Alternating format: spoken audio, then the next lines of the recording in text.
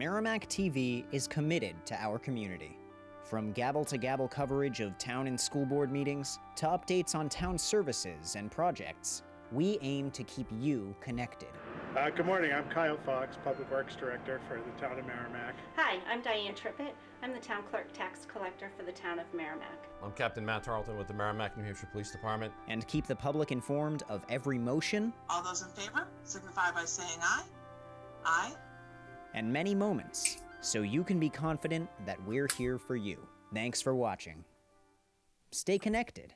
Follow Merrimack TV on Facebook.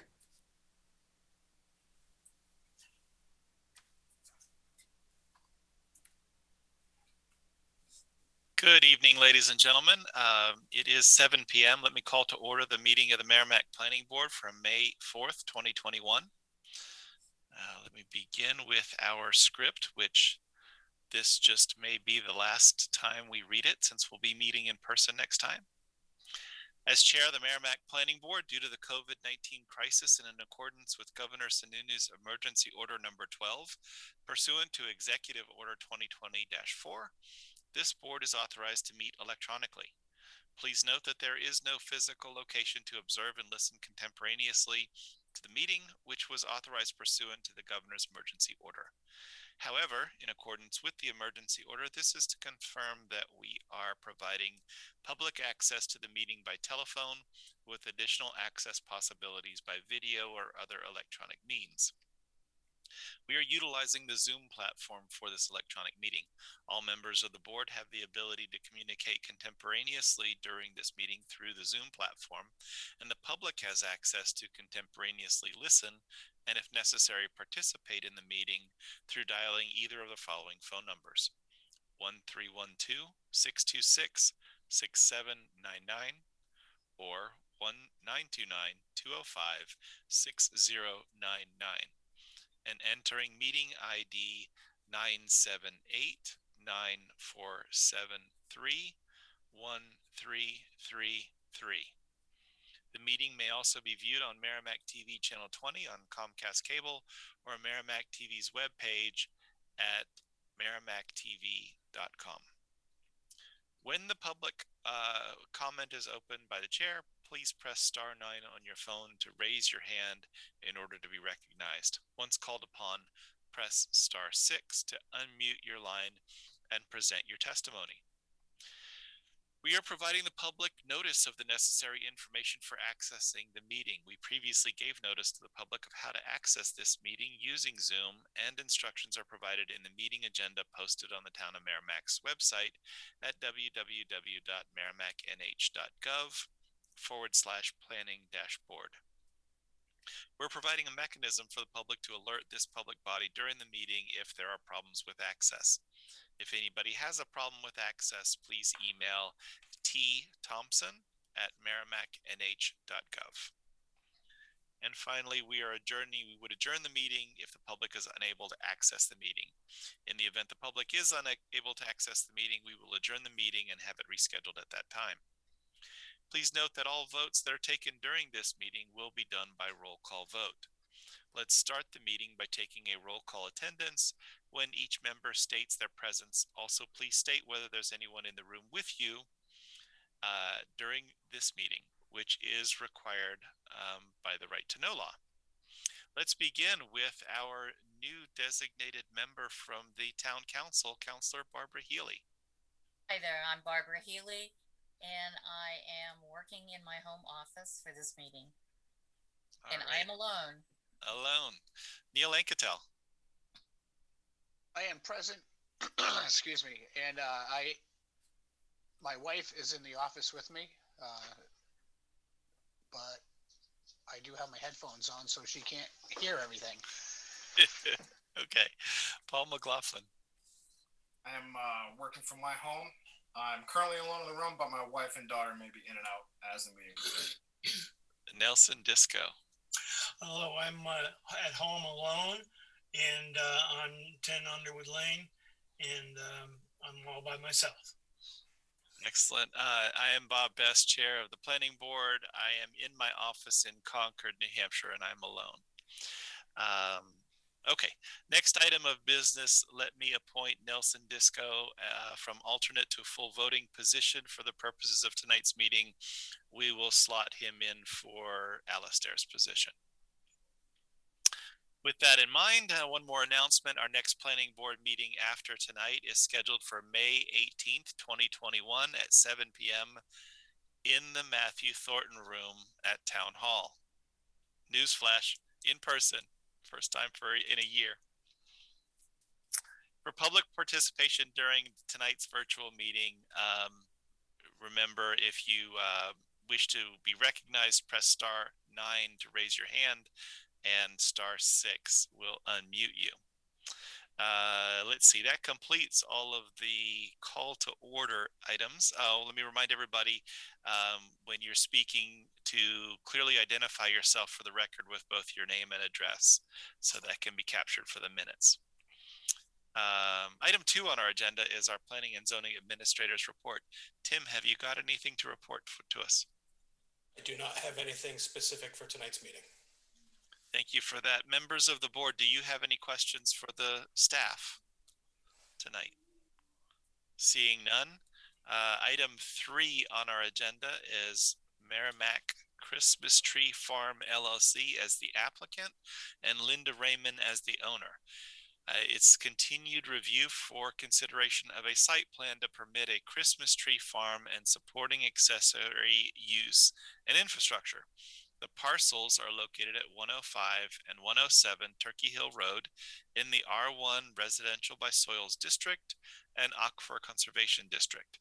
It's tax map 4C, lot 229 and 22901. It's case planning board 2021-11. It is continued from our April 6, 2021 planning board meeting. Tim, is there anything that we need to know before we hear from the applicant? Thank you, Mr. Chairman, members of the board.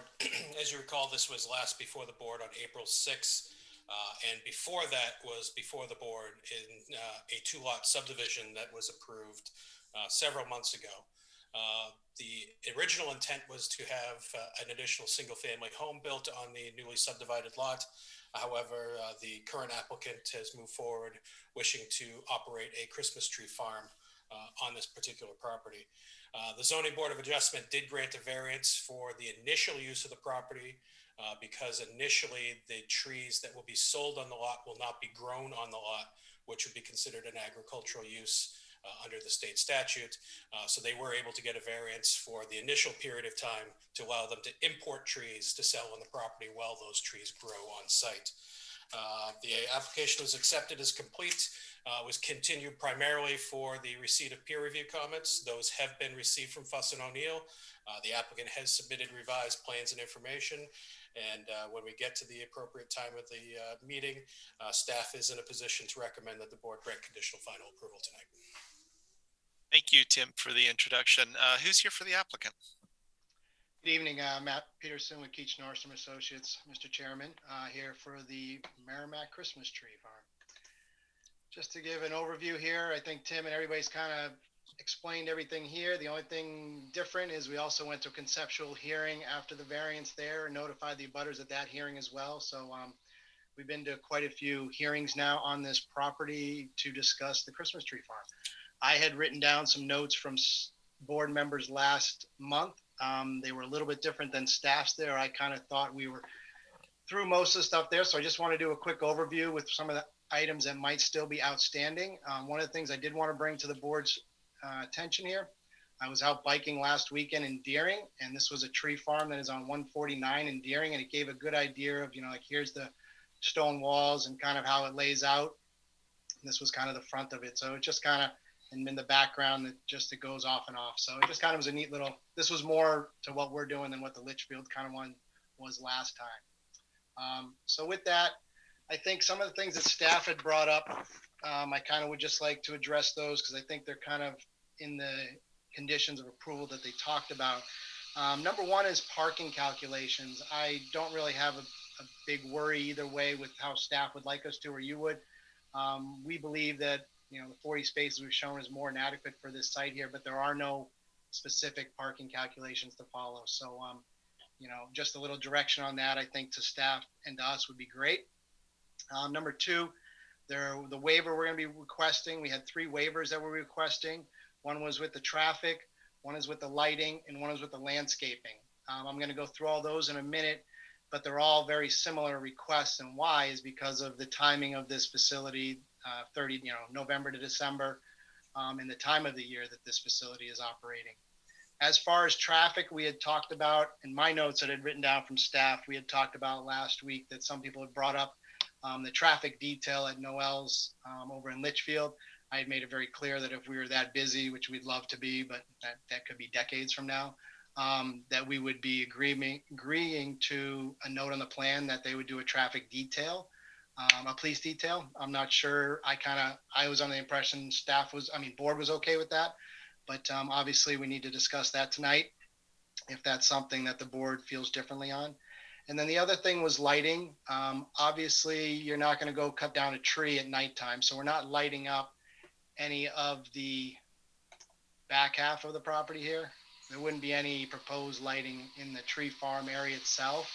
But as we had talked last hearing, we had proposed 2 temporary locations for lighting. As I explained to the board, I was under the impression of something along these lines. But I think I would have to work it out with staff, maybe on some lighting levels or something like that, even if we did get the waiver for the lighting request that we had. Lastly, that I had on the staff comments there, and I just want to bring this to the board's attention. I'd like it a little bit changed potentially. Section 3.11 of your requirements require an ADA parking space.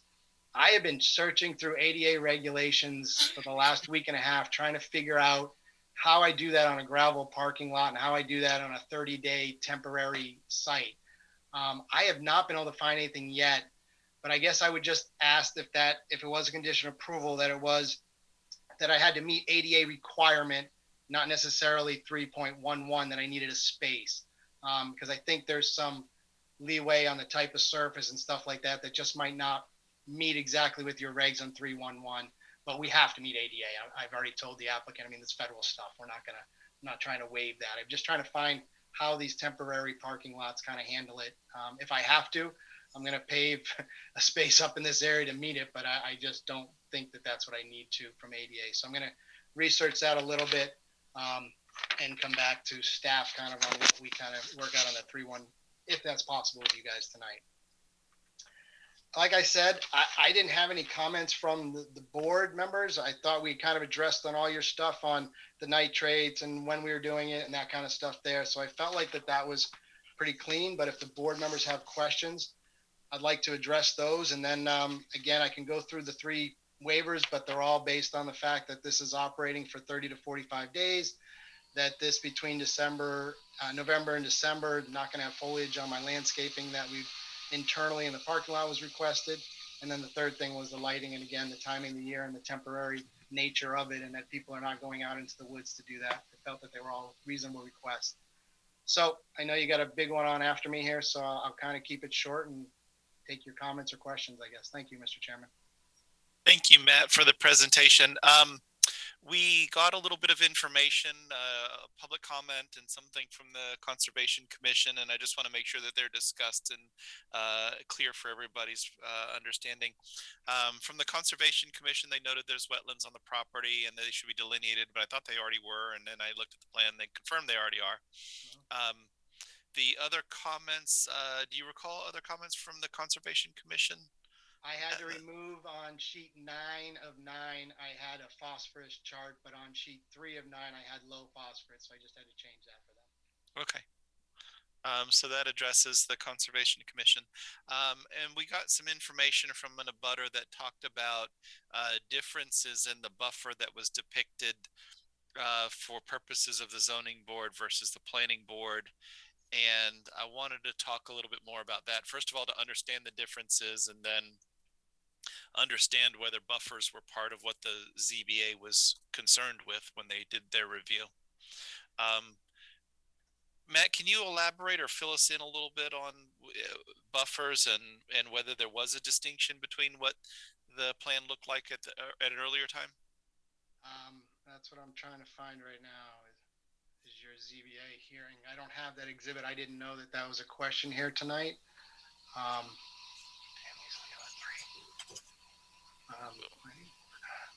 ZBA. Take your time. There's no rush. It was raised by an applicant, by an abutter in a correspondence to us that there was a distinction, and I certainly think that there's a basis to understand the distinction, but I don't want it to be left unattended as a comment. So this was the ZBA application that I would have shown to the board at the time. Okay.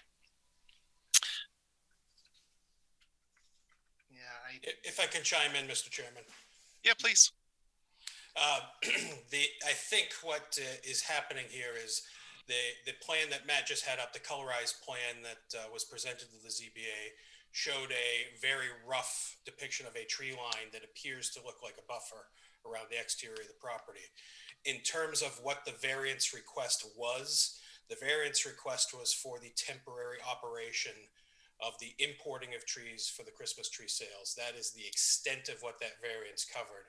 So the buffering and anything associated with the actual growth of the Christmas trees was not actually part of that variance request and was irrelevant to the specific request the zoning board had to handle, which was the temporary import of trees to be sold on the property. Regardless, the agricultural use of this property is solely the purview of the planning board. There are no buffer requirements in the zoning ordinance that would have required any relief from the zoning board. And because this is an agricultural use, abutting residential use, there are no buffer requirements in the site plan regulations, landscape requirements for this use either. So I understand the abutter's concern and the way that it was depicted at the zoning board meeting with that colorized map, making it appear as if there may be a buffer, but no buffer is at all part of that zoning board decision. Okay, thank you for the explanation, Tim. I think that sheds a lot of light on things. Can I learn a little bit more about the relief the zoning board actually granted, which was this temporary commercial use while you're importing trees? What's temporary mean? Is that 7 years till the trees are full grown, or what does that mean? We didn't get a timeline put on the variance that was there. Do you have anything, Tim, that was stated on that? No, there is nothing specific to that. It's just simply that the zoning board was allowing for the import of trees until that time that the trees are sufficient to sell from those grown on site. Okay. I don't have any specific time frame in mind. I don't know how long it takes to grow trees. I think you certainly deserve whatever's a reasonable period of time. But I don't know how we demark the end of that time and say, okay, either trees can't be imported anymore, or you need to come back to some board to ask for permission if you wanted to continue to import trees. How do we know how to think through that going forward? One of the ways that you could do that, and it also may help with the potential need for a traffic detail if this does become a really successful potential location for Christmas tree sales, is there's an opportunity, as with you would have with any site plan, to look into developing a development agreement with the applicant so that there can set forth some terms and conditions as to when something would need to come back to the planning board for additional review based on the amount of traffic that's generated on site and the issue of the growth of trees, if that's something the board wants the applicant to consider. Yeah. Honestly, I have no objection to them importing trees or selling the trees that they have. I just don't want it to become so big that it requires a traffic detail and disrupts the neighborhood, because even with a traffic detail, it's a disruption to the neighbors if you get to that point. If we knew of a period of time where we're going to rely solely on the trees grown on site, I have no concern at all about how big it gets with that sort of physical limitation on the number of trees. There's not going to be that many trees on this site to equal traffic detail type numbers. But if importing trees continues to be considered going forward, then maybe traffic could be an issue. And I love the idea of a development agreement, Tim. I think that that makes a lot of sense. Have these things addressed from an administrative standpoint between the applicant and the department. I don't need to necessarily dive into every one of the details or the answers for the applicant. No, I think if that's the direction the board wants to go, if I have a rough set of parameters as to what you'd like to see included in such an agreement, that would be helpful for me and for Matt moving forward. Sure. From my own viewpoint, it's really about making sure it doesn't get to disrupt traffic or have people parking on the road or that sort of thing. So I would think some sort of triggers based on the activity or based on, the applicant can't control its customers. So its customers may park on the road and the next thing you know, it's disturbing the neighbors. And so I would want to be sensitive to those kinds of activities and triggers, and the development agreement have some response that the applicant would be required to take to ameliorate those problems. And some of those things could be, it seemed like the applicant talked about the idea of having a bonfire and roasting marshmallows, or having a Santa, or selling wreaths, or doing other kinds of agritourism kind of things, which I think are all wonderful, a lot of fun, but they make people come there and stay longer, and that increases the traffic. And those could be the kinds of things that you scale back if traffic starts to get out of hand with the Christmas tree sales, if that makes sense. Is that enough of a parameter, Tim, or you need more scope and detail on that? Works for me, as long as Matt has a decent idea of where we're going. I think between the two of us, we can come up with something. Do other members of the board, I don't want to dominate and lead this down one path if the board has other thoughts or wants to add things to it. What do you guys think of the discussion so far? With regard to the development agreement, or did you want to open it up to things like the buffer or whatever? I've got some comments there. Go wherever you want to go. Okay, I'd like to point out something. I got a hold of the minutes of the ZBA meeting, which was on the January 27th, where the variance was granted. And in their determination of that the values of surrounding properties would not be diminished, this says, I quote here, "In fact, the plan calls for a wooded buffer to remain around the perimeter of the tree farm in order to provide an additional buffer between that area and the abutting properties." So this was in there. This is in their minutes and is part of their approval. And I don't see it here. So I just wanted to point that out. I agree that it's part of the justification that the applicant presented to the ZBA. However, there's nothing in the regulations that requires there be a buffer. If the board wants to establish one as part of their site plan review, you certainly can, but there's nothing from a regulatory standpoint that requires such a buffer.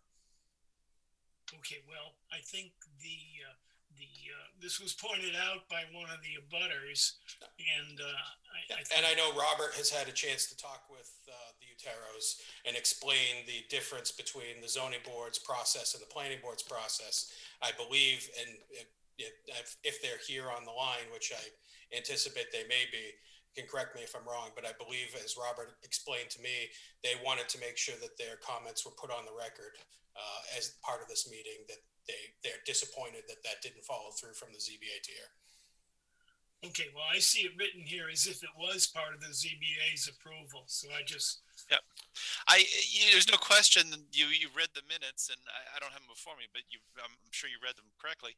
I guess what I'm thinking I'm hearing from Tim is, even though it's something that the ZBA discussed, it wasn't an item for which a variance was required, nor is it within the scope of the ZBA's authority to require or impose a buffer. Is that right, Tim? That's correct. The general use of this property as a Christmas tree farm if it were not for the import of the trees initially, would not have even gone to the ZBA.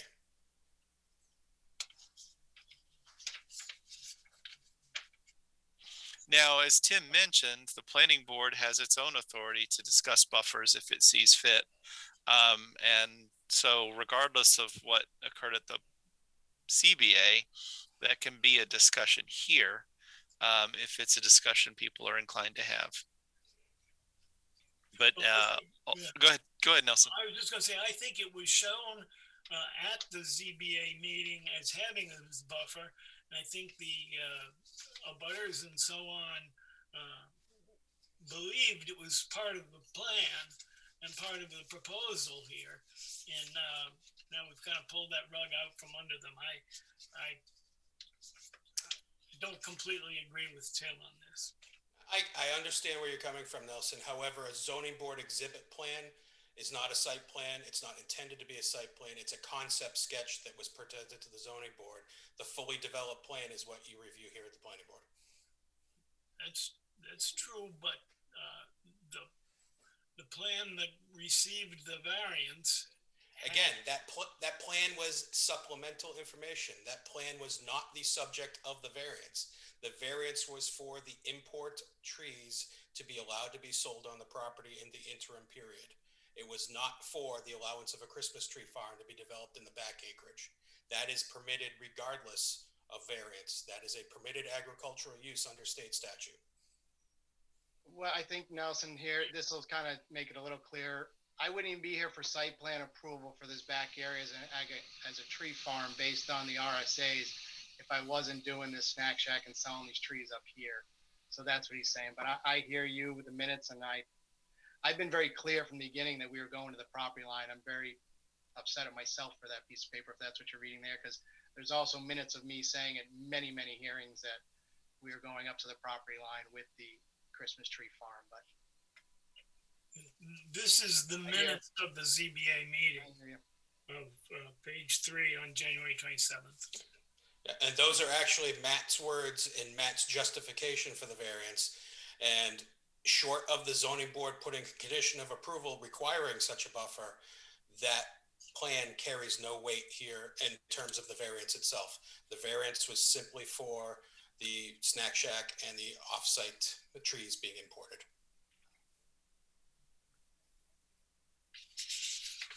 Like I said, I understand the frustration and the confusion and the fact that there are big differences between what the zoning board is responsible for and what the planning board is responsible for. And as I said, if the board wants to have a discussion about buffer, you're certainly within your purview to do so.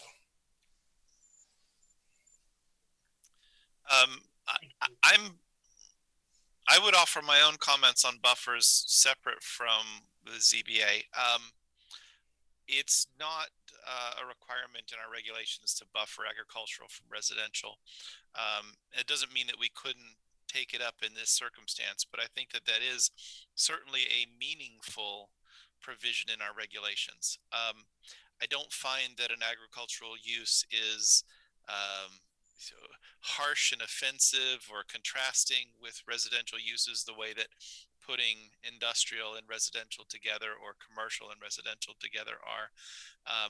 I think for 330 days a year, instead of seeing whatever the ordinary, maples and pine trees might be, there'll be Christmas trees, which is certainly a pleasant thing to look out into, similar to the picture that Matt showed a little while ago. So understanding that during 30 days of the year, some people will walk around and cut down some of those trees.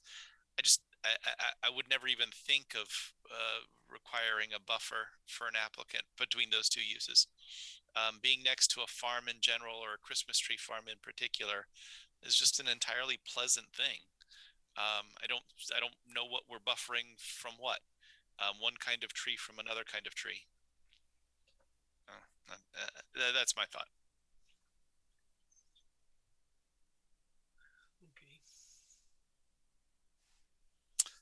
Does anyone, Nelson, you have other comments other than buffer? No. And I don't mean to say that we're done with buffer if there's more that people have to say, but. I think that one other thing, a difference I noticed between the plan that was submitted, between the minutes, what the minutes said with regard to the shack, the snack shack, they in the presentation to the zoning board of adjustment, it was going to be a 20-foot by 20-foot shack. And on our plan, it's a 20-foot by 40-foot shack, which is supposed to be also be movable according to the testimony given to us. So I just see a difference there. I know they weren't asking for something different, but they showed something different. And I think we should take that into consideration for. I would consider that something like anything that comes before the planning board. If there are adjustments made to buildings on commercial industrial sites all the time based on feedback from planning board or abutters, it's not unusual until you have a finalized plan that the size of different things on the site are going to change throughout the review process. And again, there was nothing specific to size of that snack shack as part of the zoning board decision. It was simply the permission of the use. I think it is. I'll find it. It was in the testimony given. Understood, Melson, but the variance granted was simply to allow that use to take place on the site. There were no restrictions or conditions put on size of that shack done by the zoning board.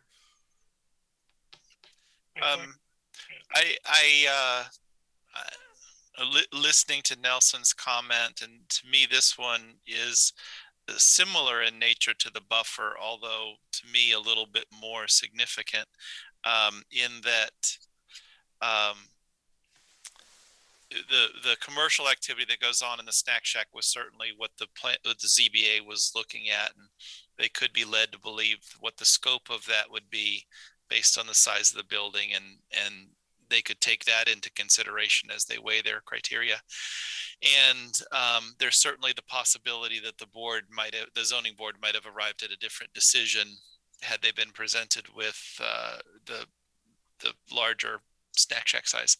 I don't know what to do with that or about that. I suppose that the planning board could, I don't know if there's a process to confirm that the ZBA is on board with its variances, understanding the changes in plans. I've never sent an applicant back to the ZBA to confirm did you really mean it with this change?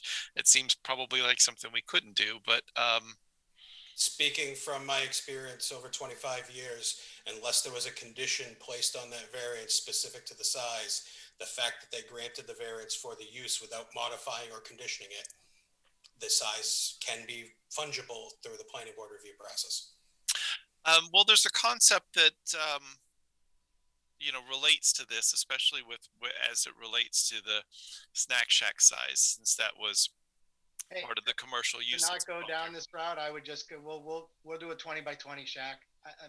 Like I said, the last hearing, this guy's closing on the property tomorrow, and he doesn't want me to go back and forth for months and stuff like that.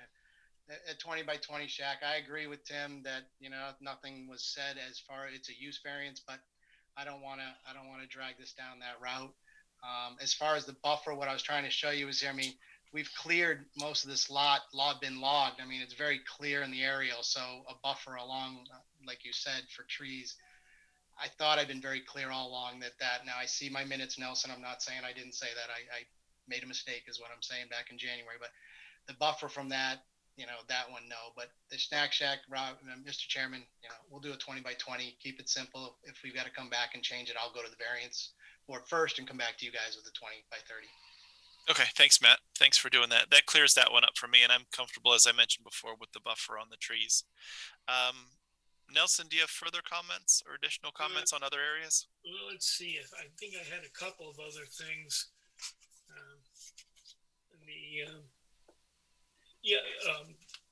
The snack shack will have utilities to it, I gather.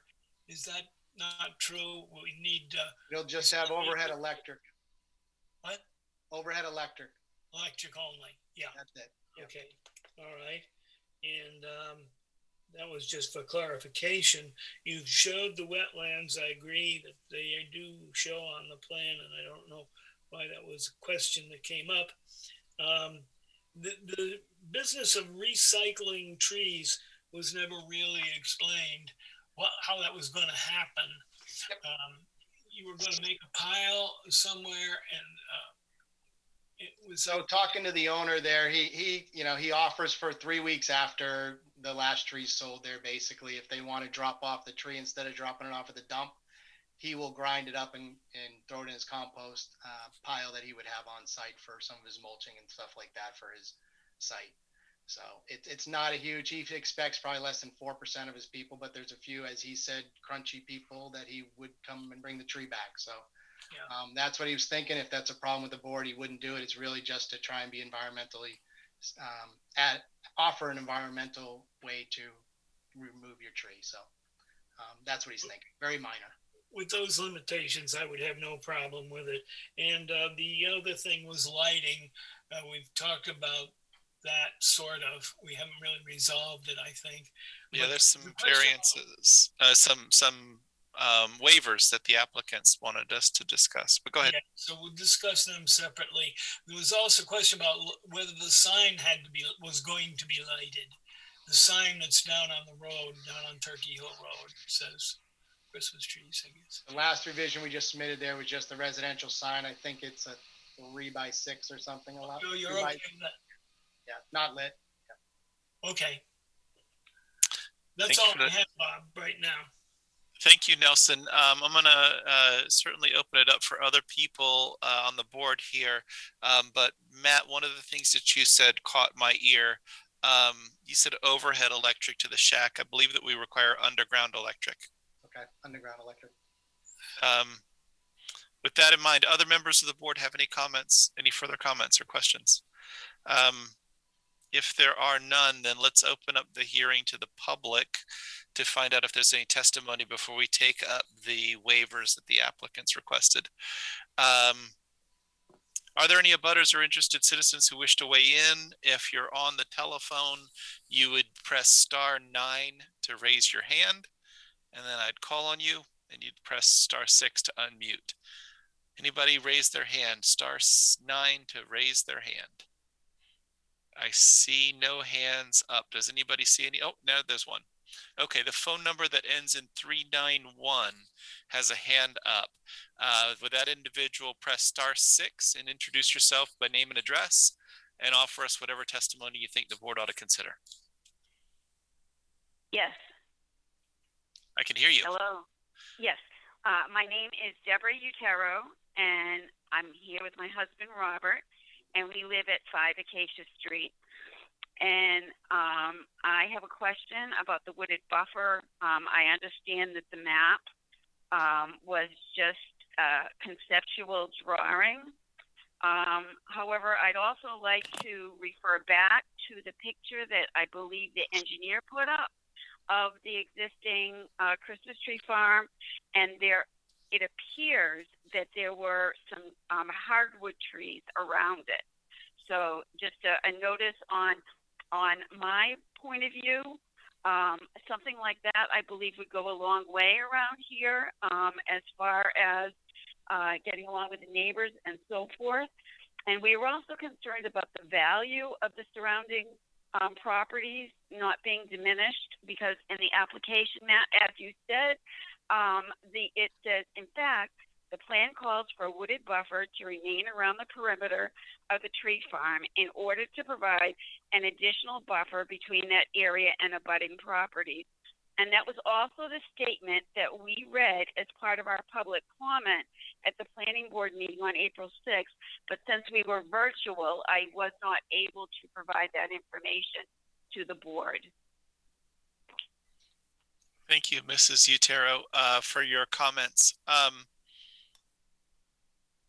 Any questions by members of the board for Mrs. Utero? Okay, thank you. Go ahead, Nelson. Yes, please. Yeah, I just wondered what she was trying to tell us. Could you say again, Mrs. Utero, what it is you said about the buffer. Yes. Some hardwood trees, and then I'm not sure where you're going with this or what the argument is. At the beginning of this meeting, the engineer, I believe it was the engineer, put up a picture illustrating another existing tree farm in the area. That tree farm appears to have some trees between where the picture was taken and the Christmas tree farm. So that's all that I was saying. There appeared to be a buffer between wherever it was and the Christmas tree farm. That's what I meant. I understand. Thank you. Okay. Does anyone else wish to offer any testimony? Any other members of the public? Okay, seeing none, we'll close the public hearing. Tim, is there any written communications that ought to be part of the record? Just the email that was received by the Uteros, which if you don't have, I can share it from my screen. Yeah, I have it somewhere, but if you've got it handy, share it on the screen just so that we have it entered into the record and considered by the board. This was part of the package, or did this come separately? This was emailed to the board, I believe yesterday, or either that or the end of last week. Let me see the date here. This was sent by Rhonda to the board yesterday. Okay, members of the board, have you all seen this and had a chance to consider it? Yes. Okay, good. All right, so we'll consider that to be public testimony submitted to the board as well. A copy will be available within the file at Town Hall. Absolutely. Okay.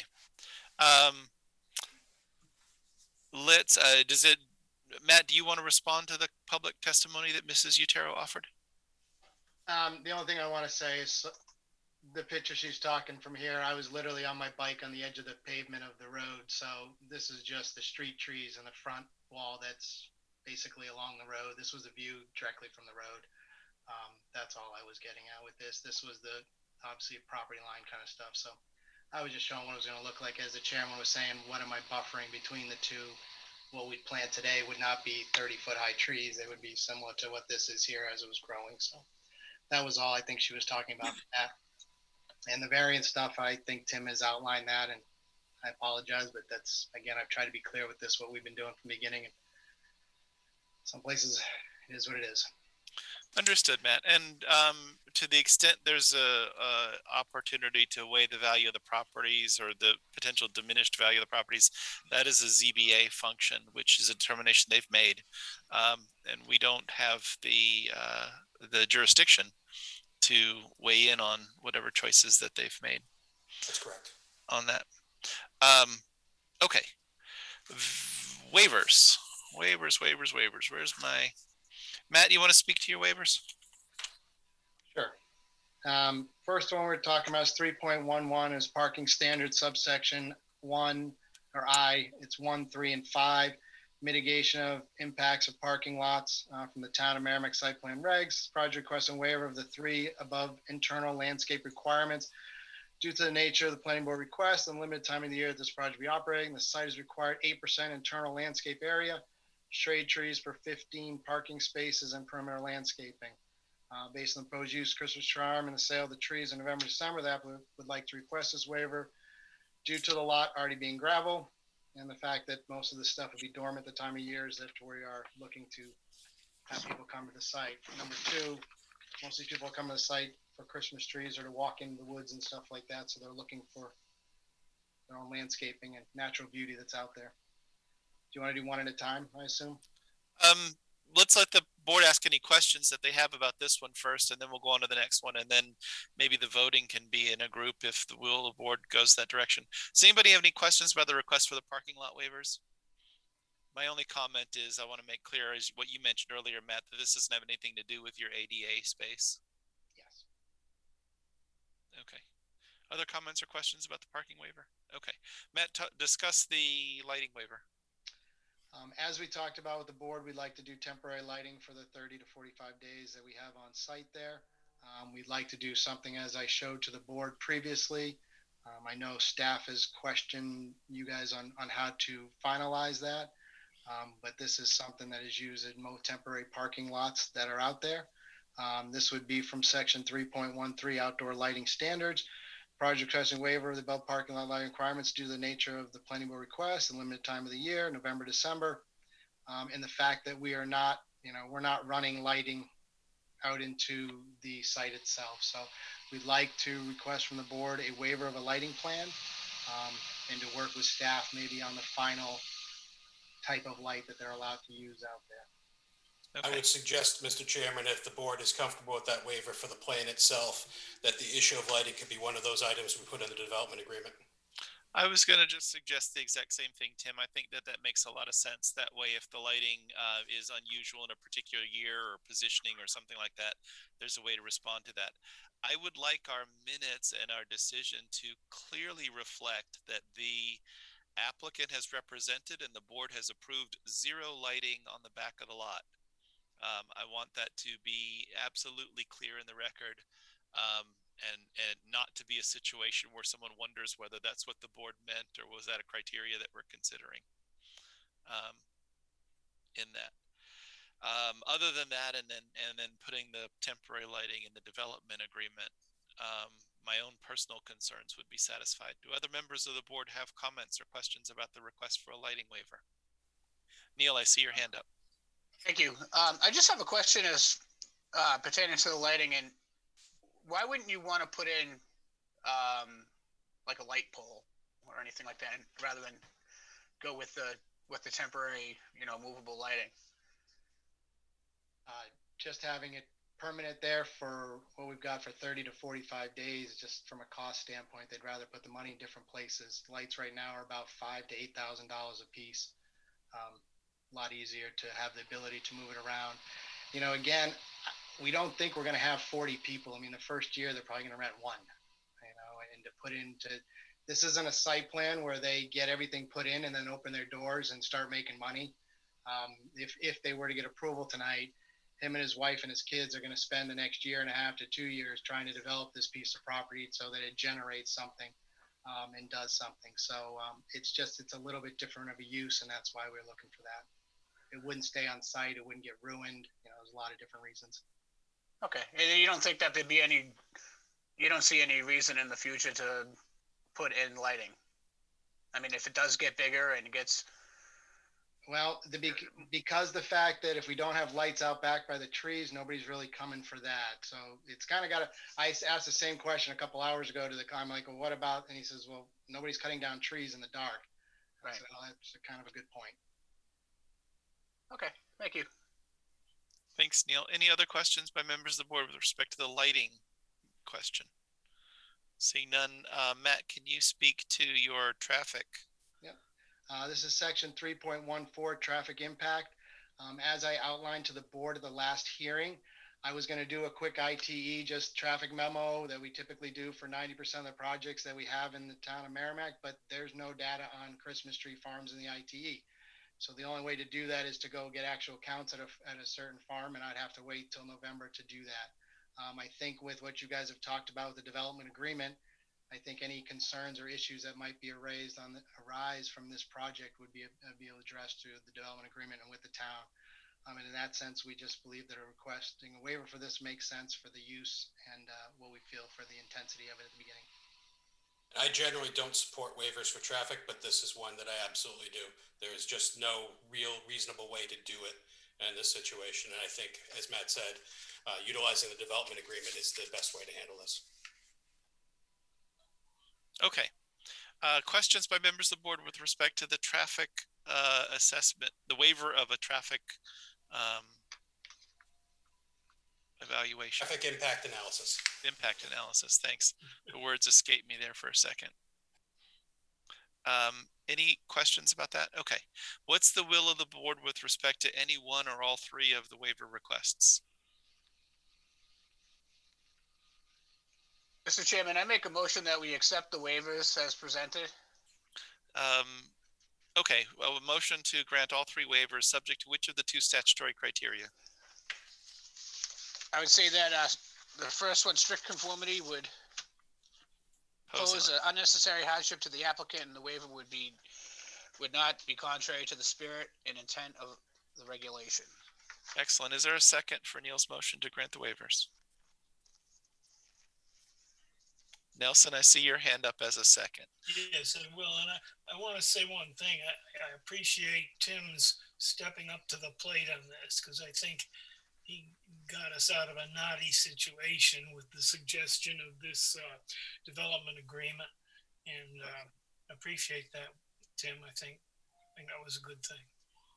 Will we need to mention the development agreement in any of the verbiage for the waivers?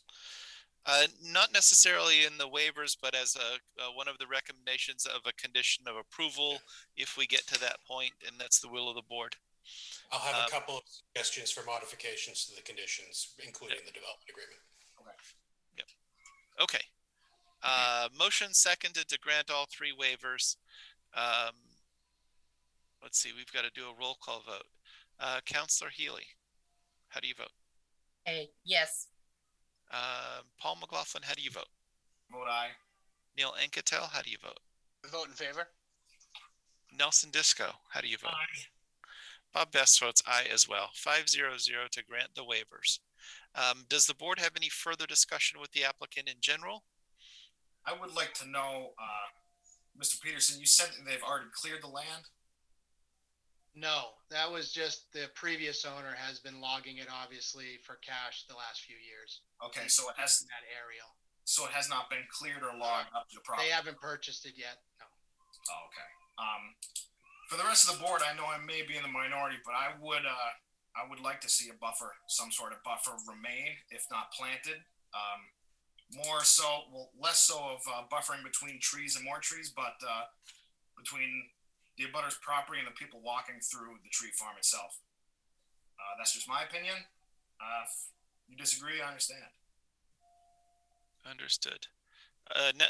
Neil, you had a hand up as to make a comment as well. Yeah, it was just in regards to the traffic impact. If we can somehow put in there that if it does get super busy and over time the traffic does increase to a point where there is car stacking or coming in and out, would it be out of the question to have them, no parking signs on a small section of Turkey Hill just to keep people from parking out on the road?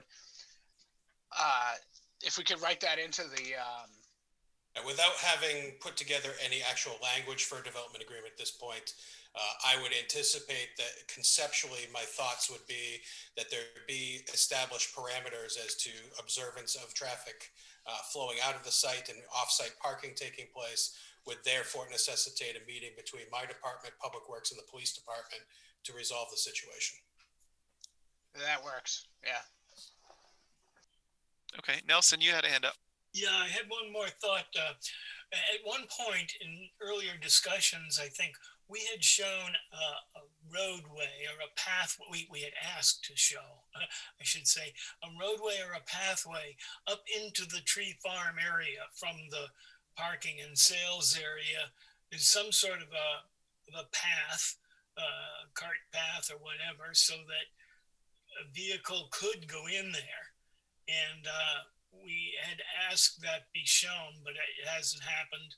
And I don't know if I'm the only one who thinks it ought to be shown, but I see, Nelson, I see on page 4 of 9, it shows that a proposed 12-foot wide gravel path to tree farm. On page 4 but it ends not there, right? It doesn't show you it all the way. It does look like it goes up quite a bit.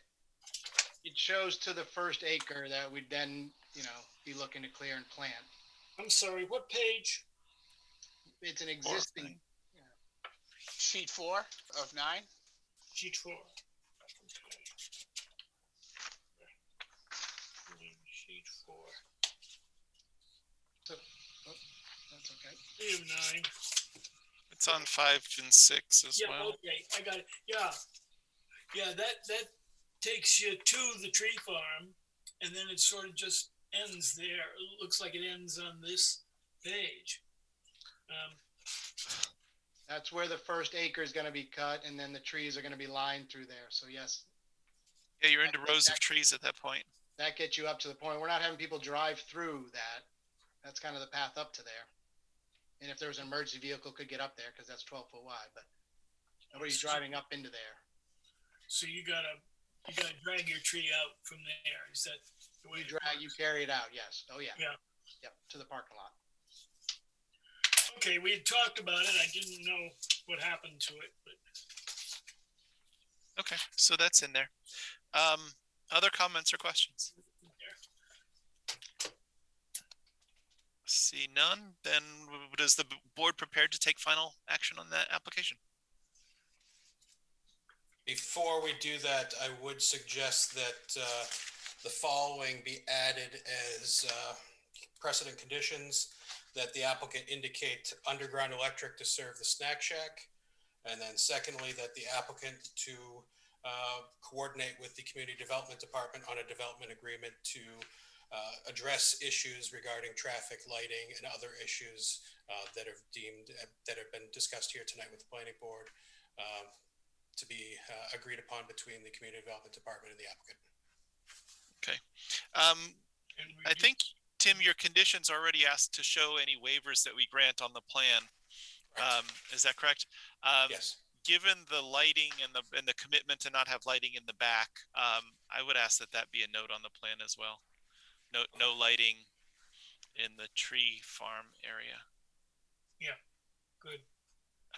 Did we discuss anything else that we would add to the discussion? Oh, the 20 by 20 snack shack rather than the 20 by 41. I think he agreed to 20 by 30, but I don't. What did you say, Matt? For the size of the shack, I know it's smaller than 20 by 40. Yeah, 20 by 20, I think, whatever's shown on the ZBA application. Oh, that was 20 by 20. Yeah. Okay. So plan modified to show the original size shack. I got it. Okay. With those additional conditions, in addition to the ones in the memo, is the board now prepared to take final action on the application?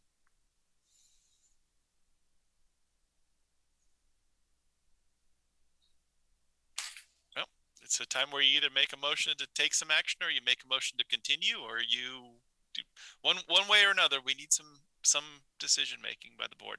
Mr. Chair, I'd like to put forth a motion that the board grant conditional final approval with the existing conditions that Tim Thompson just laid out. And the others in the staff's memo? The others in the staff memo, correct. Excellent. Thank you, Mr. McLaughlin. Is there a second? Second by Councilor Healy. Discussion? If there's none, then let's do a roll call vote. Councilor Healy? Yes. Neil Anketel? I vote in favor. Paul McLaughlin? I vote aye. Nelson Disco? Aye. Bob Best votes aye as well. 5-0-0 to grant conditional final approval. All right. Thank you all for the work for that, and I look forward to the establishment of the Christmas tree farm and coming over to pick up a tree. Thanks for your time, board. Have a great night. Buy from the Rotary. Yes, I do have to buy from the Rotary, but I don't know. I'll find some way to patronize the new folks in town. Let's see here. Have a good night. Thank you. You too. Okay. Back to our agenda item. Item number 4 on our agenda. John Flatley Company is the applicant, and Gilbert Crossing LLC and John J. Flatley as the owners. This is continued review for consideration of an amendment to a previously approved mixed-use development conditional use permit to permit 96 additional multifamily residential units. The parcels are located at 645, 673, 685, 703, and 707 Daniel Webster Highway, and 5 Gilbert Drive in the I-1 Industrial Aquifer Conservation and Wellhead Protection Districts. Tax map 6E, lot 31, 33, 34, 35, 36, and 37. It's case planning board 2021-12. It is continued from the April 6th and April 20th, 2021 planning board meetings. Due to a conflict of interest, I would recuse myself from consideration of this, as well as item number 5 on our agenda, and turn over the conduct of our meeting to our Vice Chair, Paul McLaughlin. Thank you, Mr. Chair. Tim, do you have anything new on these two, on this one project? Thank you, Mr. Chairman, Mr. Vice Chairman, excuse me. Thank you. Just to refresh the board, I was not here at the planning board meeting back in April, but I have been well ingrained in the development of this conditional use permit from its conception back several years ago.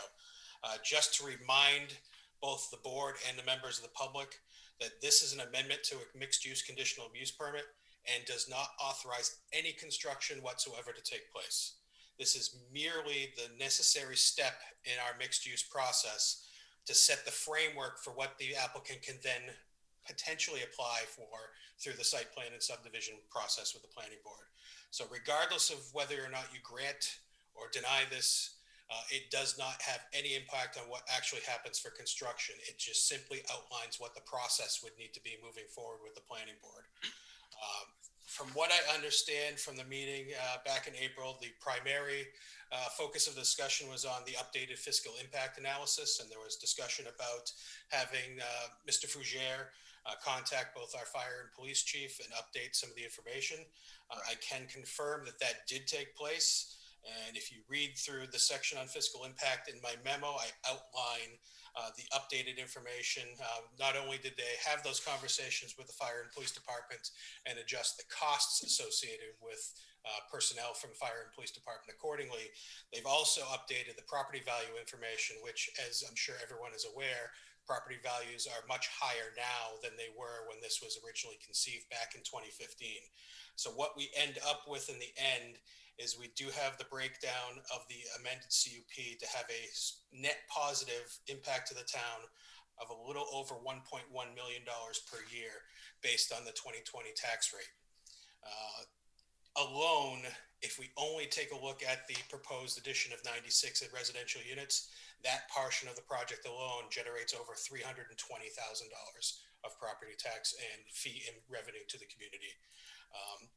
I also know that in these situations for multifamily projects and residential projects that we've been seeing over the last several years, there's always the concern about the number of school-age children that these units produce.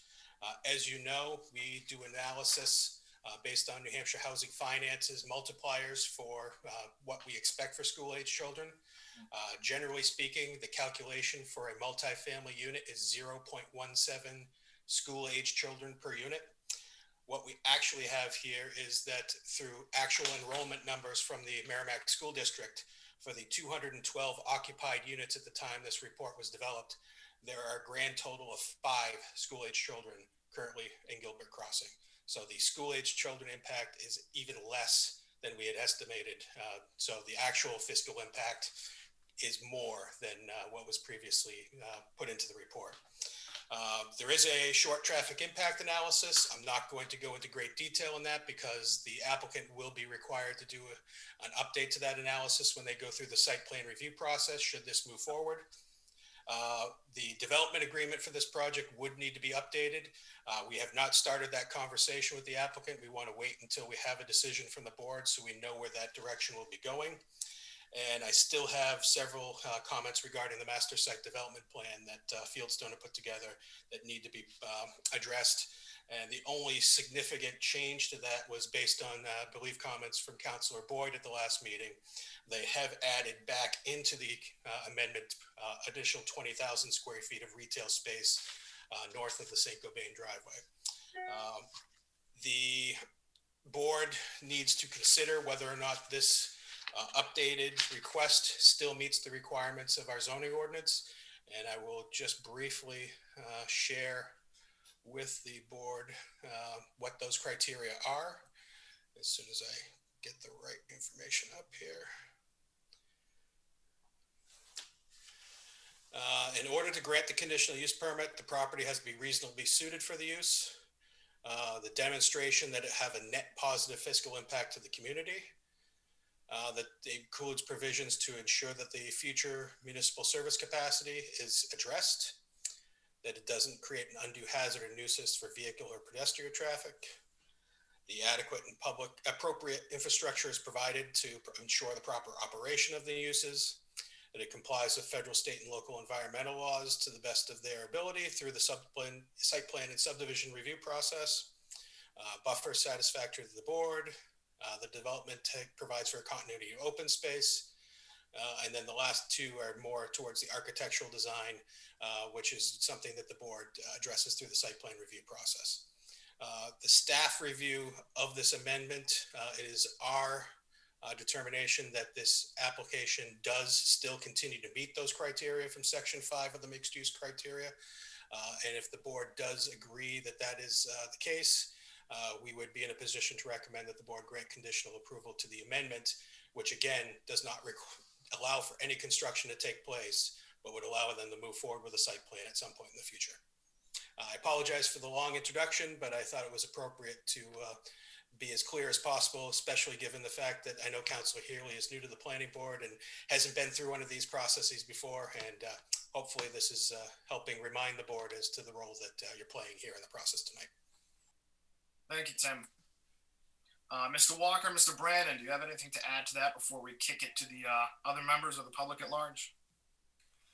Yes, good evening, Mr. Chairman, members of the board. For the record, my name is Chad Brannon, civil engineer with Fieldstone Land Consultants. With me tonight is Kevin Walker from the John Flatley Company and Giles Ham from Vaness and Associates, who's the traffic consultant. I want to start by thanking Mr. Thompson for going through those details. He did a much better job than I would have going through the fiscal impact stuff for sure. So I won't rehash that too much. I'm going to be brief because Mr. Thompson really touched on a lot of the items. What we really wanted to convey this evening is that we believe this project meets all the criteria. We've made modifications to the master site plan because some of the members voiced some concern about us reducing the commercial square footage, and there was no intent to reduce it. We just really modified the commercial area adjacent to the residential properties, and that yielded a slight reduction. But we made a revision to the plan so that the square footage of the commercial retail is exactly the same as it was before. The square footage of the restaurant is exactly the same. All of the industrial properties, the flex industrial space, the high bay space, that is all exactly the same. So we're not changing the goal here isn't to change the direction of the project. It's really to adjust and address a local housing need. We have the infrastructure already. We demonstrated that at the last meeting that, the parking really exists on site. So we don't have to enlarge the parking areas too much.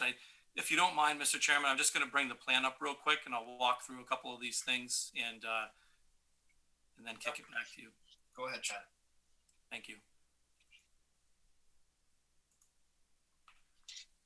Can everybody see that?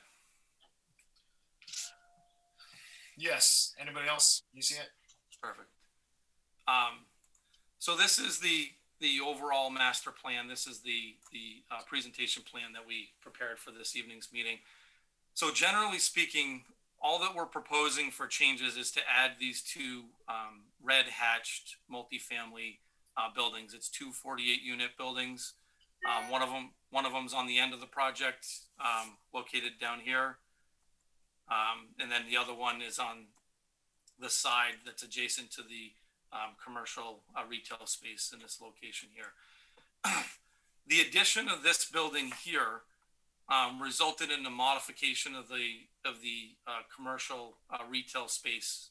Really, this building here, and there was a building up here. We just made this building larger, and actually this building here, to make sure that the square footages were the same. We're not proposing really any change to any of the phasing, and I wanted to clear any confusion up as it relates to that.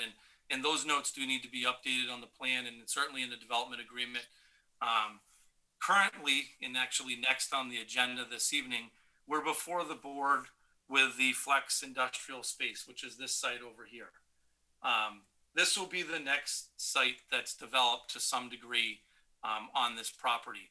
The development of this site, or a portion of this site, will satisfy the second phase of this project per the current conditional use approval, because there had to be a development south of the St. Cobain entrance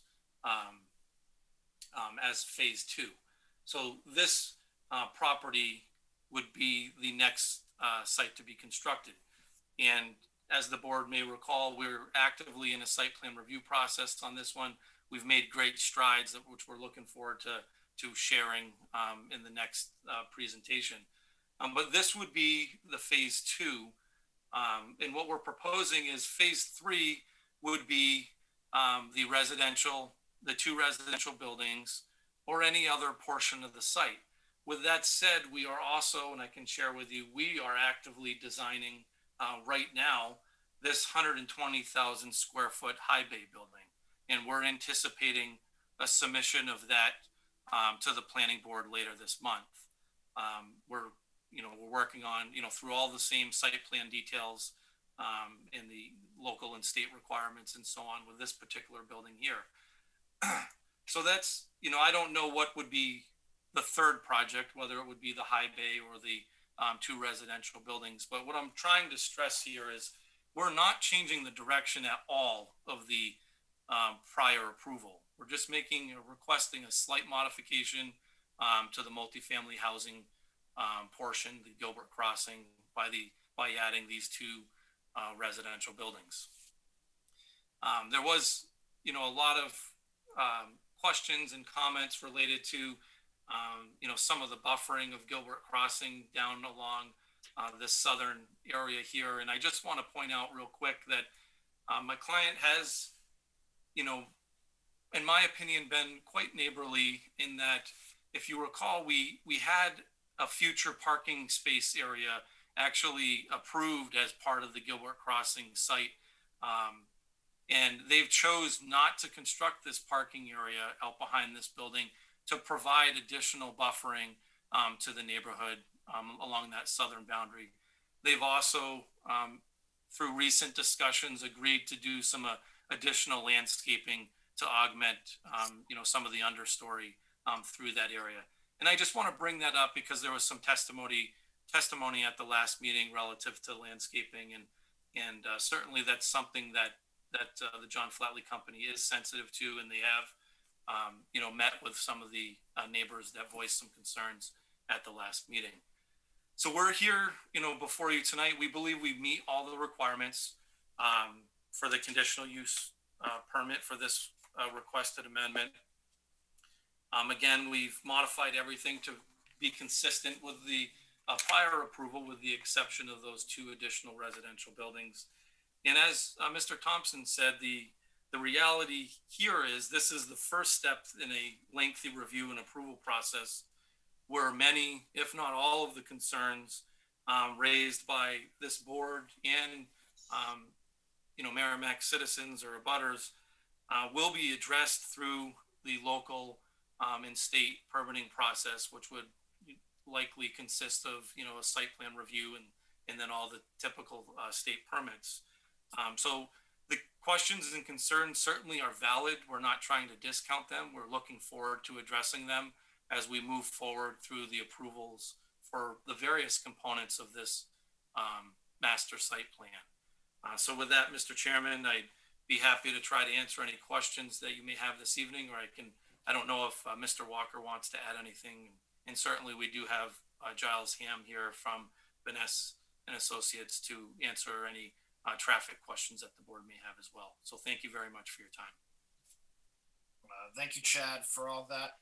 It's good to hear, from me at least, that you plan on building that phase 2 portion before you plan on moving on for the extra 2 residential buildings. So I feel like that falls in line with the spirit of the CUP to begin with. Does anybody else on the board have any questions?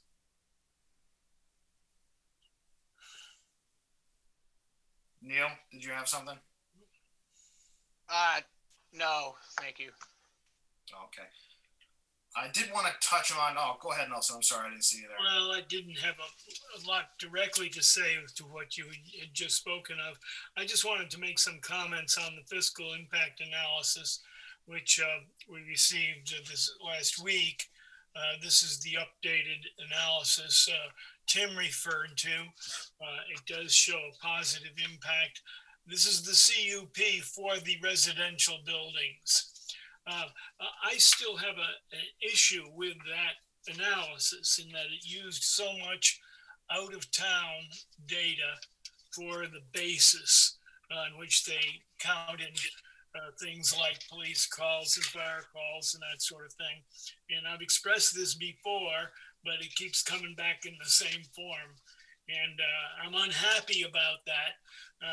I don't disagree with the numbers that are here, but the numbers, I wish the numbers had more to do with Merrimack than Nashua, Bedford, and so does Mr. Fougere, who prepared the report. There simply isn't the volume and massing of similar types of development here locally in Merrimack that can be used as a direct comparison. And that's why, and again, as I've mentioned at previous meetings, this was peer reviewed initially by our peer review consultant, specifically hired just to look at fiscal. And it meets all of the requirements that a fiscal impact analysis needs to do in order to pass muster. Well, I respectfully disagree. I will leave it there. Understand. If I could, this is Kevin Walker, if I could just punch in on this a little bit. Go ahead, Mr. Walker. And I know Tim has pretty much covered the basis of it, but Mr. Disco, the part of this revision was actually included some two new apartment complexes in Merrimack that weren't included before, in addition to 4 Merrimack restaurants. So those were the additional areas that Mr. Fougere took a look at based on your comment that you didn't think there was enough, at home,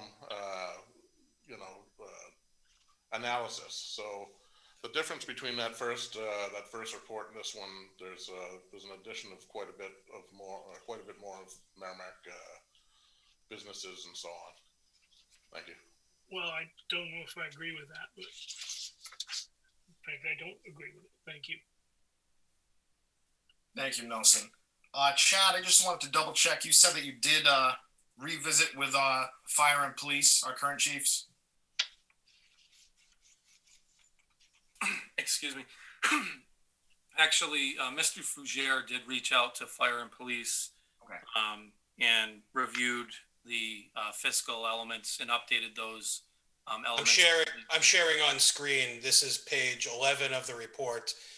We discussed the proposed project with Fire Chief Matt Duke and reviewed the comments of the former chief, along with the updated call data. Chief noted that 4 new firefighter positions have been approved and will be filled this year. It was also noted that the full cost of the firefighter is now $105,000 per year. Chief was comfortable with keeping this cost factor in place, as his officers frequently undertake inspections of new building on the use type. An additional $20,000 should be added to address any potential inspection requirements. Those 2 costs now total $125,000. And the following page, the previous page, we shared the updated call data with Police Chief Brian Levesque, along with comments from the former chief. Chief Levesque appreciated the comprehensive outline of calls that directed patrols were noted. Updated total volume of the community in 2019 was 39,826. Directed patrols 8,324 townwide, and in 2020 a decrease occurred to 35,516. Directed patrols 8,086. The chief stated that the average cost of an officer has increased to $110,000. Even with the proposed 96 apartments, the chief was comfortable that the addition of 2 officers would adequately address the impacts of the proposed development program. Based on that discussion, we carry a police cost of $220,000. Thank you, Tim. That's good to hear. And while I got you here, can I get I'm sure Mr. Brandon is correct, but can I get a verification that the phase 2 will include the light industrial before they move on to the 2 residential?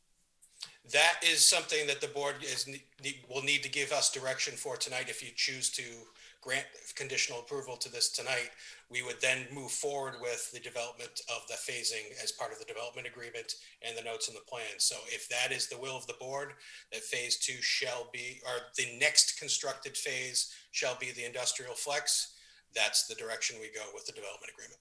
Thank you. Thank you, Tim. On that, Chad, I believe we touched on it a little bit last meeting. Do you have any updates from the state, the test sites that you were testing on the soil or anything like that?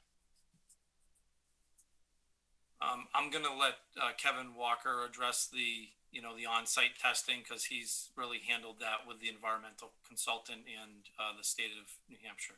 Please, thank you. Thank you again, Kevin Walker from the John Flatley Company.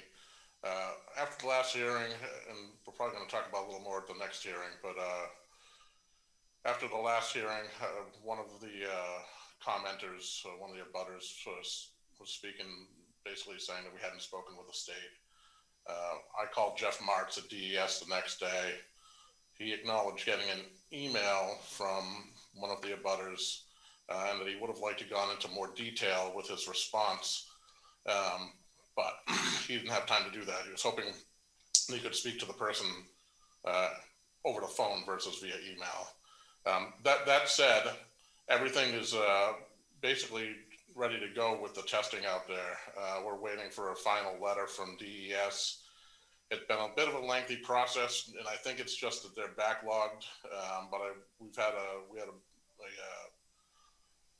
phone meeting with them late last week, and they're going to get a letter out basically okaying the test locations. We're going to get out there and do the testing like we did with the apartments. And that will cover basically the rest of the site. So we will have the whole site tested. Hopefully all that work is completed, within the next couple of weeks. And from there, we'll submit the report to DES, and we just need to wait for DES to essentially just give a sign off. Not so much for a plan approval, but a breaking ground approval more than anything. So it wouldn't be anything to preclude the board from approving the flex site. It would just be a delay on our end to being able to break ground until we receive their final approval. More appropriate for the next one. Yeah. It's basically embassy apartments and so on. So definitely a discussion more appropriate to the next hearing. Right. Yeah. And I would just say that, again, this kind of speaks to, great questions, certainly valid questions. That's really part of the state permitting for this site at this point, because the Alteration of Terrain Bureau is in direct communication with the Hazardous Waste Management Bureau, and really collaboratively, they are determining, what types of drainage features can be utilized on this site for based on what the soil testing is and the, those plans. So that's really, I think, a next level question, but definitely something that we are working on and look forward to addressing as we proceed. Thank you, Chad. Anybody else on the board have any more questions before we open it up to the public? Councilor Healy, go ahead. Yeah, I have some concerns about the traffic situation, and I believe you said that there was someone on from the project who can speak to the traffic, because if you think about it, 96 units is going to equal something like 192 extra cars that we don't have on the Daniel Webster Highway now. So how is that going to be controlled? And when are we going to get a revised traffic study performed so that we can look at that? Because my approval for the additional units is going to be based on that traffic study. Thank you. Thank you, Councilor Healy. Chad, Mr. Ham, would you like to answer that? Yeah, good evening. Giles Ham with Vanessa and Associates. So we have done a short traffic analysis as required. Staff comments state that the conclusions are reasonable, indicating 33 additional AM peak hour trips and 43 additional PM peak hour trips, which is minimal given the volume associated with DW Highway. So our access will be the same driveway that we have today. We'll also be in contact with New Hampshire DOT as we go through the permitting process, site plan approval process. And I expect that during the site plan approval process, we will be updating the traffic study. If I can follow up a little bit with you, Councilor Healy, just to give you background as to where we are with traffic as it relates to the conditional use permit process, not specific to the site plan for the residential units. When this was originally approved, it included big box retail, further industrial, which would have generated more traffic than these two new 96 unit apartment buildings would produce with the reconfigured industrial and commercial. So we actually had already approved greater volume of traffic as part of the original CUP than what is being proposed as part of this amendment. Well, thank you for that, Tim. I just would counter that with the thought that the traffic based on residential folks is going to be very much different than the traffic pattern that happens when a big box store is opening during the day, because most of the traffic from residential happens first thing in the morning when the school buses are running and people are going to work, and vice versa when everyone is coming home at the end of the day. So your commercial retail, you know, they're kind of working on a different clock schedule. So what does it mean when you say to me that it only makes 33 extra trips based on the fact that potentially we're looking at another almost close to 200 cars in the area? And Giles can explain this better because he's a traffic engineer and I'm a planner, but essentially we use Institute of Traffic Engineer data from transportation projects across the country that give us levels and rates of traffic generation for different uses. When you look at multifamily residential development, there's a certain rate that is associated with that. What the rate is applied to in terms of adding the 96 units is that rate results in the 33 additional trips between 7 and 9 a.m. Okay. And it results in 43 additional trips between 4 and 6 p.m. Okay. That's very interesting that mathematically you can determine that, but the fact of the matter is that if you've been on that area first thing in the morning and last thing in the evening, you're not moving very fast. So I am well aware of it as a commuter in Concord. So. I was gonna say, I bet you know that area pretty well. As I said, for purposes of the CUP, there's not the same level of introspection as we would when this was in front of the board formally for the site plan approval. Okay. I would expect that, I know that this probably would qualify for a short traffic analysis when we get to the site plan level, but there may be some consideration the board may want to take at that site plan level to maybe look at getting some updated counts as part of that before we move forward. Okay, good. Thank you. Thank you, Tim. And to add to that, I would count myself as a skeptic at first, but those calculations that they put out, I know they always sound like they're undershooting it, but they're almost always correct. The traffic ones and the school-age children ones always come out exactly what they say it is, if not less. So, all right, anything else before we open it up? Nothing? Nobody. All right, so is there anybody as a member of the public that would like to speak on this matter? If you do want to speak, it's *6 to raise your hand, and then *9. I do have a hand raised right here. It's the number ending in 110. 110. Please hit star. What is it? *69, Tim. *9 to *9 to unmute yourself. State your name and your address, please. Thank you. Go ahead. We can hear you. Great. So Ashley Tenhames, 75 Shelburne Road. I live at Webster Green, just down the road from where these apartments are. And I just want to first thank Councilor Healy for bringing up the traffic. As somebody who now for the last 4 years has been trying to get in and out of our complex, I can tell you that honestly, the traffic just from having the apartments that are already there has significantly increased. And it's a lot more than just 33 in the morning and however many at the night. And honestly, I'm not sure how you can get accurate numbers if you're looking at the mathematicals right now, especially with the short traffic study that they did. We're in the middle of a pandemic. People were working from home. You weren't having as many cars out. I would really honestly say that a new traffic study is going to need to be done because people are starting to go back to work now. The traffic has significantly increased. I work just right next door to where I live, and it took me 10 minutes to go from the light at the bowling alley to the Webster Green entrance just this week because of the increase in traffic. We were bumper to bumper stopped trying to head south.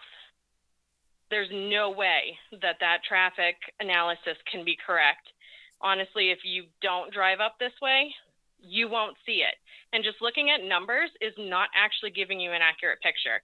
I understand you need to use numbers to be able to put it into introspective on paper.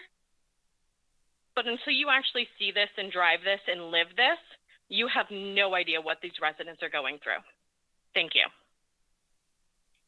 Thank you, Ms. Tenhave. Are there any other members of the public that wish to speak?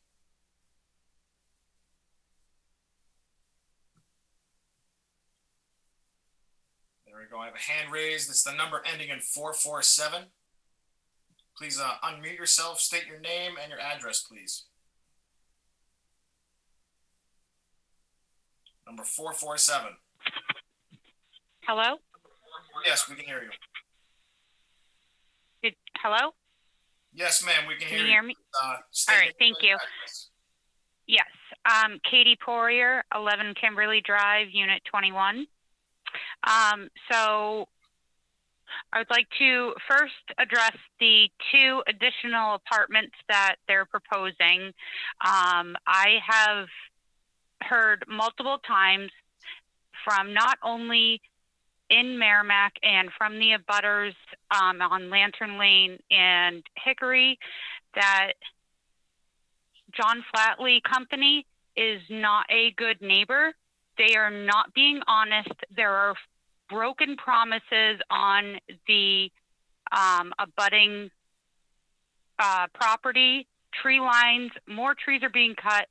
If you're going to add that additional building to the lower part of the property, you're going to once again not be honest with those people, and you're going to show more land, more open land, and not allow for there to be enough trees for a buffer.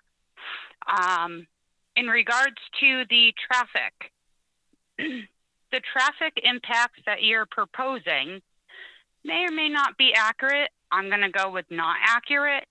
However, my question, I guess, to the board, and Tim, you can maybe speak upon this, is I'm looking at the 2013 master plan for the town of Merrimack.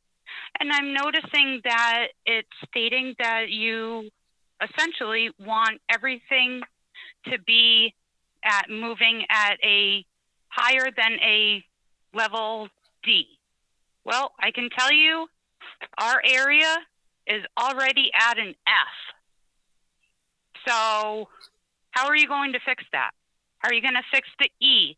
How are you going to fix areas that are showing a C, a D, an E, and an F back from 2015 and bring it current in 2021 and make things look better than a level F? Thank you. Thank you, Ms. Poirier. Is there anyone else, any other members of the public that wish to speak? I have a hand raised with a number ending in 789. 789. Please unmute yourself, state your name and your address for us, please. Hi, can you hear me? Yes, we can, ma'am. It's Catherine Hodge. I live on Belmont Drive here in Merrimack. I just want to speak to a couple things also regarding the supposed apartments that they want to add. It's already been stated that Flatley has not been completely honest with people that are abutting. A few of the neighbors were told that trees were going to be left, and they weren't, and it was talked about in the last meeting, so I won't get into that. The fiscal impact that everybody's talking about, it's not as great as Flatley is making it out to be.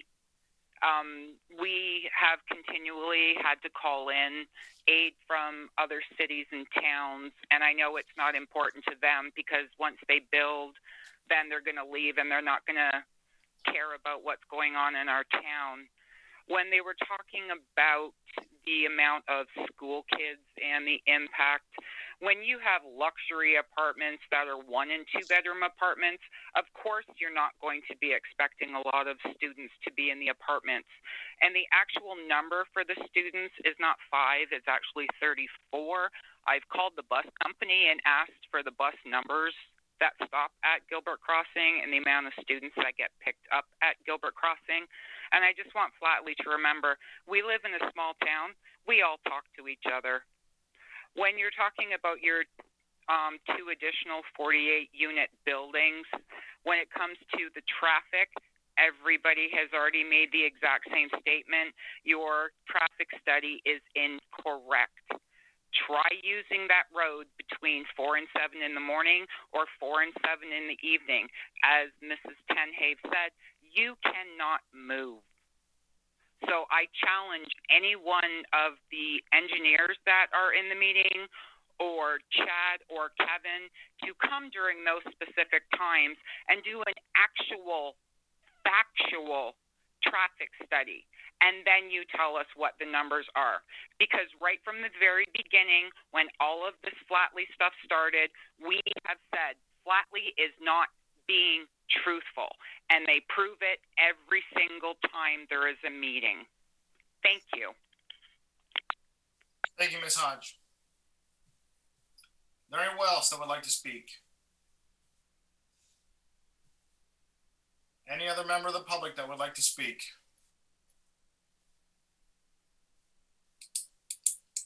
Seeing none, I'm going to go ahead and close the public session. Mr. Brandon, Mr. Walker, would you like to respond to that? I guess Kevin Walker. I guess I'll start just quickly, and I'll turn it over to I guess maybe Giles or Chad for the traffic. Please go ahead. I guess first of all, to the folks that have been commenting, if anything, we have been wide open and not the least bit dishonest. We have increased the tree buffers far more than what is required. One of the neighbors I met with last week, we're going to actually work on putting a berm up behind one of the buildings and put plantings on top of that, simply because we want to try to hide a little bit more, and he doesn't think the tree cover is good enough. And we don't run away from the properties. We manage the properties. We own them. We stay there. We don't go. We don't sell them. We're there for the long haul. So as far as building and getting out of there, it's not happening. It hasn't happened in the 10 years I've been with John Flatley. I don't see it happening any point in the future to anywhere that we've built. And frankly, and I'm trying to be good about this, but I'm tired of this, and I'm tired and I'm offended by it. We try to work with the neighborhoods. We try to separate things to the best of our ability. This is an industrial parcel. This entire site could have been a bunch of warehouses, a bunch of Saint-Gobains, a bunch of whatevers. And we're trying to make it into something that Merrimack can be proud of, with needed additional housing, some retail that we hope to develop in the future, and some industrial land to the far north, furthest away from these abutters that we can get. And that's the purpose of how we develop this. I don't want to hear that we're being dishonest. We have a professional traffic engineer doing our traffic. We have professionals that work for the town reviewing it, including peer reviews. We speak with the neighbors. Our number is right on the plans. Feel free to call me anytime if somebody's got a question or a complaint. But I'm pretty much at the end of my rope here, and that we're not being honest and we don't care. Because we are being honest. We're doing more work out there than most developers would do or care to do. And I'll leave it at that. Again, if people want to call, the number's on the plans. Feel free to call me. I have no problem speaking with anyone. Thank you very much. Thank you, Mr. Walker. Chad, do you have any input, any response to those comments? Why don't I add, if I can just add, Giles, see if I can add a couple traffic comments. Go ahead, Mr. Just very briefly, the traffic numbers that we presented are absolutely correct. They're standard numbers from what's called the IT Trip Generation Manual, and they don't reflect a discount based upon COVID. So they're kind of pre-COVID numbers. So they're not lower because of the pandemic. And I would just touch on that. we're given the numbers are peak hour numbers, so they're 1 hour numbers. So if you go to work at 6 in the morning, or if you go to work at 10 in the morning, you're not in those numbers. And that's why those numbers seem like they're low, but we're giving you 1 hour numbers. That's the standard. So they're absolutely correct. The memo's been done for a long time, and I don't think anybody questions those numbers at all. As far as updating traffic numbers and conditions, we're not opposed to that. And as we go through the site plan approval process, if we're required to update numbers and provide more analysis, so we're certainly willing to do that. And I think that this team, and led by Flatley, who's always been cooperative and will always address comments as they arise. We won't hide from any issues. We'll address them as they come up. Thank you. Thank you, Mr. Ham. Chad, go ahead.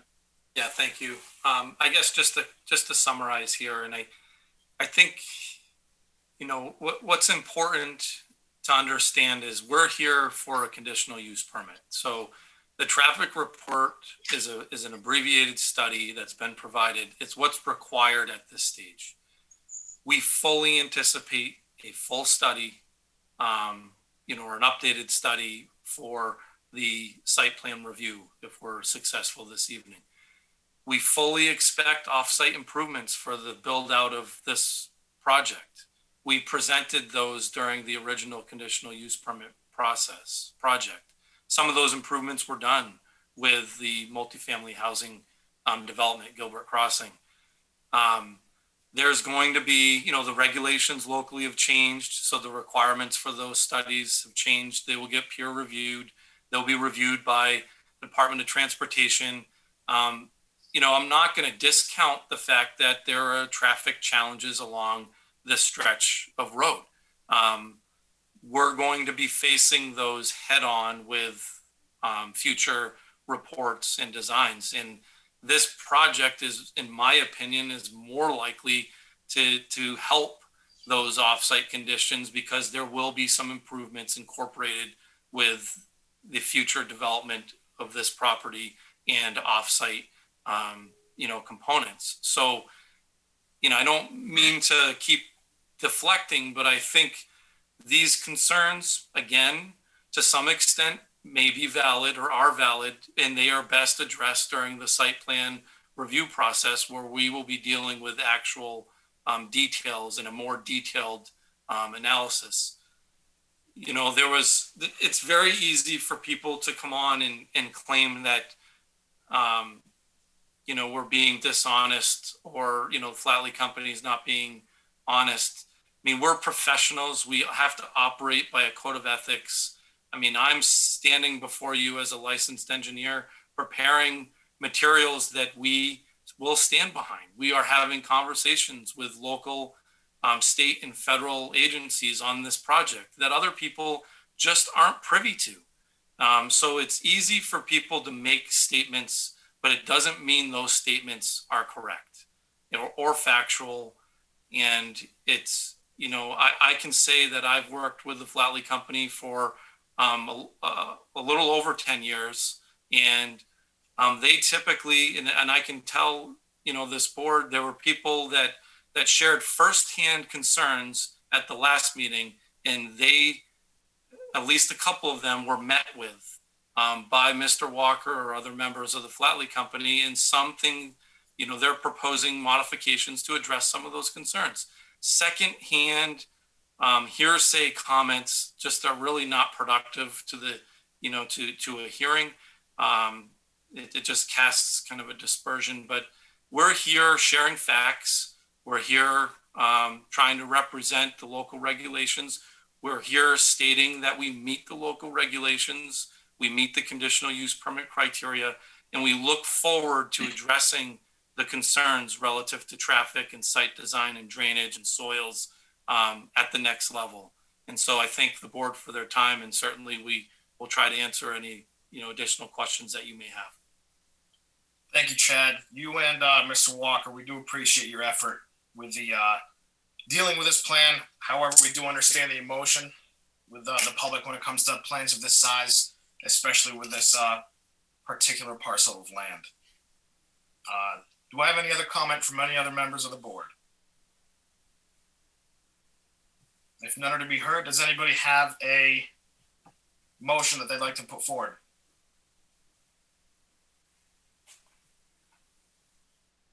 Motion to approve, motion to deny, want to push it to another day, anybody? Mr. Chairman, I'll make a motion that we approve the amendments to the previously approved mixed-use CUP. With the conditions from the staff memo?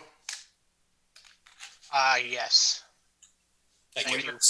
Do I hear a second for that motion?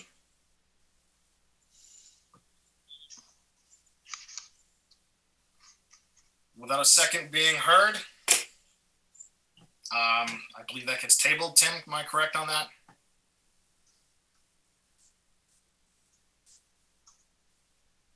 Tim?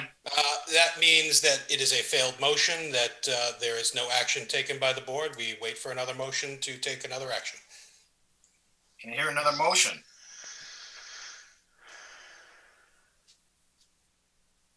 Push it to another day, deny it, anybody? Not. Nelson? Well, I was going to suggest that if they're willing to take another look at this fiscal impact analysis, which I had expressed some unhappiness with, and I think it could be fixed, and I might have more confidence in it if it were fixed. What specifically are you looking for, Nelson? Because I'm looking at the tables that he's chosen for examples in the fiscal analysis.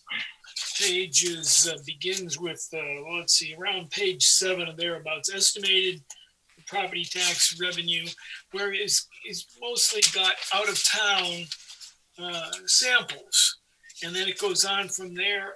The same on page 10 and the same on page 12. These are estimated calls, but they're based on Nashua, Bedford, Somersworth. And there's been Merrimack projects added to that in addition to what were previously in previous reports. I don't think you're going to be able to get any additional data from Merrimack that is comparable to the size and scale and scope of what this project is. That's ultimately the basis that we review a fiscal impact analysis on, is making sure we're comparing apples to apples and not apples to oranges. Well, I understand they're different communities, but these are projects of similar size and scale. And those are the types of things that in any professional analysis of a fiscal impact analysis, that's what we're looking for. Well, let me tell you, let me just bring up page 7, and let me bring up the commercial use group and the different examples he gives. He gives 3 here. No, actually, there's 4. 2 of them are in Merrimack. One of them is Milford, is Pennachuck Square. The other is Shaw's North. Then there's Tractor Supply. And then there's 583 DW Highway, which is a hair salon. It used to be Levi Lowell's restaurant, is 583 DW Highway. That's an example, one of 4 examples used in the Merrimack analysis. That, to me, that doesn't hack it. It's not. What I'm saying, Nelson, is that's all well and good, but we're not talking about the commercial component here. That part's already been approved. The only thing we're talking about here is amending about the residential units. That's where the changes have taken place in this fiscal impact analysis. The changes, that there may have been minor modifications to values and whatnot for the other pieces, but we're not looking at any change to the total square footage in the commercial part of this project that hasn't already been approved. If I may just add one thing too, and I don't know if this helps out at all, but one of the notes on the plan, and I believe in the development agreement, has always said that all future phases shall be required to provide an updated fiscal impact analysis demonstrating that the project is fiscally positive to the town of Merrimack. So at each site plan. That's correct. So we will be revisiting the fiscal impact report again at each site plan application and approval. So this is not the last time that you will see a fiscal impact report, and certainly, we can express to Mr. Fougere if there's an opportunity to, utilize more Merrimack numbers when we come in for specific uses. Those will be demonstrated and reflected on revised fiscal impact reports as we proceed. I'm glad to hear that, because we have had this conversation in the past. These numbers came out of 2015. So no, they were updated. They've been updated, Nelson. All of these numbers have been updated with the. I have this conversation with you every time we've been through a fiscal impact analysis, and I understand that I may seem like I'm coming off adversarial. I'm not, but we have gone through, we've had these peer reviewed by a specific consultant for economic impact analysis. They're still consistent with the methodology. They still meet the requirements of that fiscal requirement. And we can, if you read the memo and you read the proposed conditions of approval, we still require that an updated fiscal be done at each site plan as before it gets through the process. Well, I heard what you said, and I still look at Levi Lowell's as an example of commercial and say, I mean, it goes on from there. I didn't mean to pick on just that one. It just jumps out at you at the top. And if it seems that it's time to revisit some of these numbers from 2015. And if we were talking about changing the commercial, I would agree with you, but we're not. We're talking about changing the residential as part of this amendment request. And when we go through the commercial development portion of this project, they're going to have to do an updated fiscal impact specific to commercial.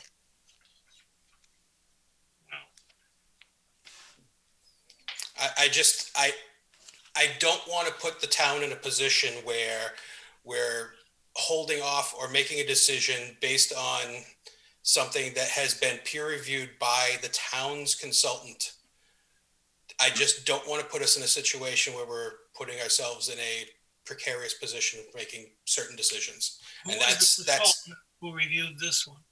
We had Stu Arnett from Arnett Development Group and had reviewed the initial fiscal impact analyses. The subsequent fiscal impact analyses have been reviewed in-house by myself personally to make sure that they're still consistent with Stu's analysis.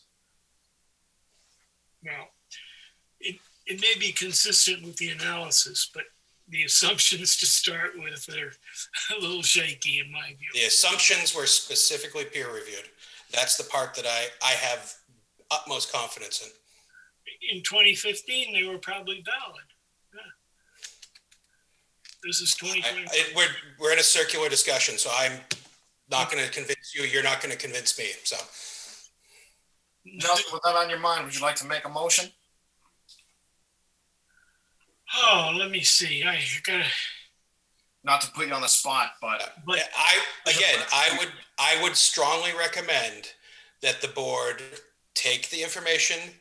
If you believe it meets the criteria from the zoning ordinance, and that's the key here, you need to approve it and you need to grant the conditional approval. I will wholeheartedly agree that the updated fiscal impact analysis, the updated traffic, those are the items that take place in the site plan. Again, this project tonight is not going to authorize one bit of dirt to change. This is not authorizing construction. This is setting up the parameters for the future review process. And I think it's important that we recognize that this does not allow development to happen yet. You still need to get site plan approval after this. Correct. And Mr. Chairman, this is Kevin Walker. And as Chad said, we have no issue as we come to the actual hearings to update this fiscal report to reflect as much, relevant Merrimack fiscal data, and maybe wipe out some of the stuff that's further away. So we're not opposed to what you're saying, Mr. Disco. We have no problem updating this as we go to site plan. And if I can just build on that, I would say, we're currently in site plan with the Flex Industrial Space, which is the next project that we'll be discussing. And we could offer to update the fiscal impact report as part of that application for. You're not offering, it's required. It's required, right. Absolutely. So it's going to happen as part of that project. Thank you, Mr. Brand. Thanks, Mr. Walker. Councilor Healy, you had your hand up. Yes, so point of information. What this does do, it allows Flatley to go forward and start making the plans and designing for those additional units, correct? Correct, and then they could get into details beyond this concept plan that they currently have. Okay. So, since nobody's making a motion one way or the other, I'm just going to throw this out here and see if it sticks. I move to deny the amendment for the additional 96 units. We need reasons. D, traffic. We have a motion on the table. Do I have a second for that motion?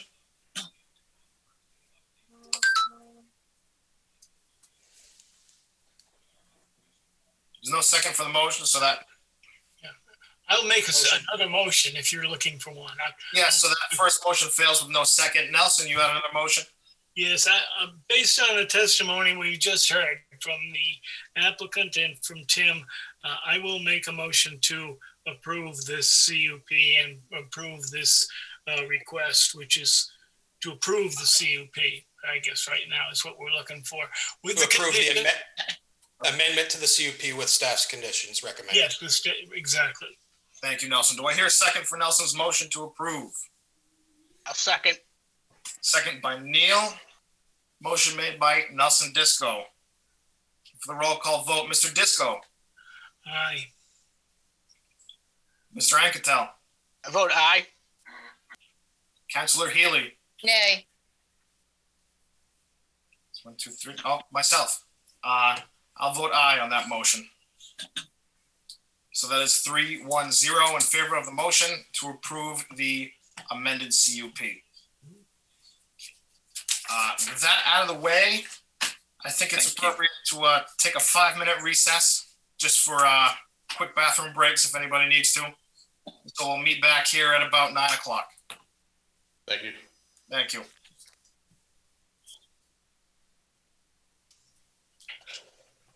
I get a drink.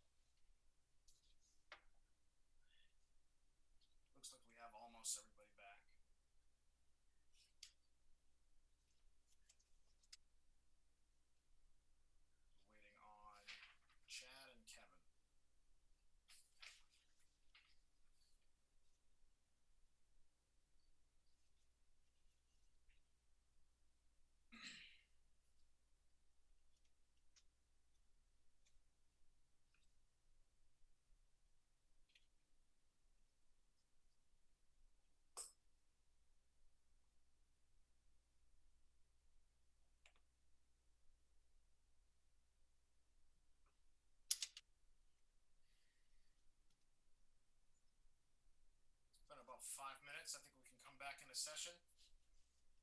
If we have Mr. Brennan, Mr. Walker. I'm not seeing them, but I guess I can, there we go. Move on to our next item 5 on our agenda. Is the John Flatley Company as applicant and owner. It's the continued review for acceptance and consideration of a site plan to construct 100,000 square feet of research and development / warehouse in 3 proposed buildings and associated site improvements per the requirements of the Flatley mixed use conditional use permit. The parcel is located at 685 Daniel Webster Highway in the I-1 Industrial District and the Aquifer Conservation and Wellhead Protection Areas. Tax map 6E, lot 003-04, Planning Board case number 2020-19. This item is continued from the September 1st, October 6th, October 20th, and November 10th, 2020, and January 5th, 2021 Planning Board meetings. Tim, is there anything we need to know about this agenda item? Thank you, Mr. Chair, Vice Chair, members of the board. Before we get into the background on this particular project, I will refer to the 65-day clock under RSA 676:4, which requires the planning board to make a decision within 65 days. The applicant had previously granted an extension that through April, and I have a written request to grant further extension, which I will read into the record right now.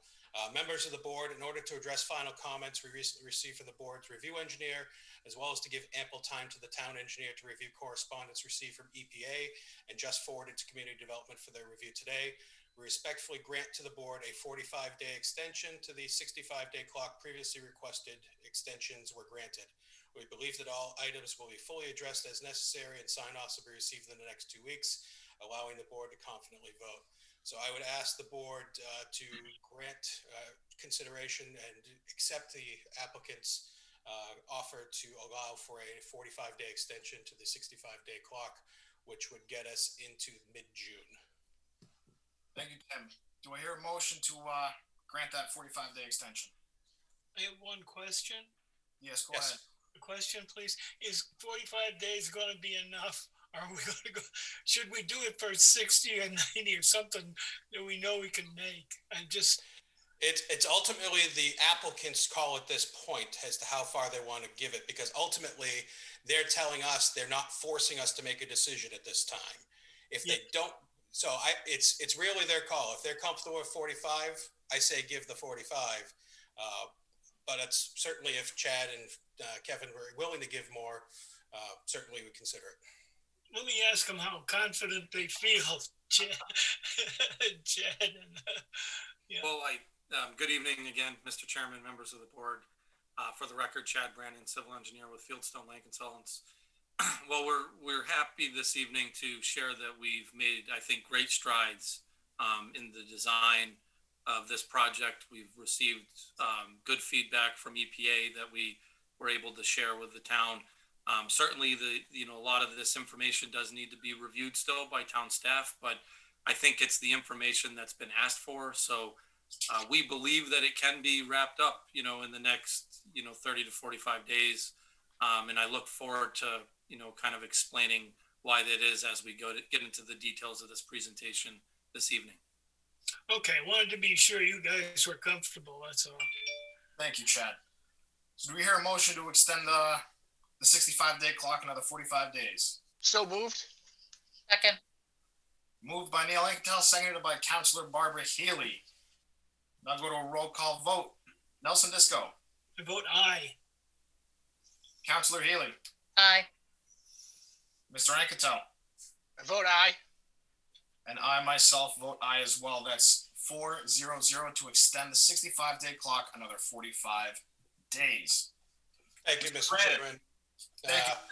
Getting back to my background on this, as the board knows, this project has gone on for some time, first appeared before the board back in August last year, and most recently back in January, where the application was tabled to a date uncertain in order to address the concerns regarding drainage and the impacts to the town's MS4 permit with the EPA.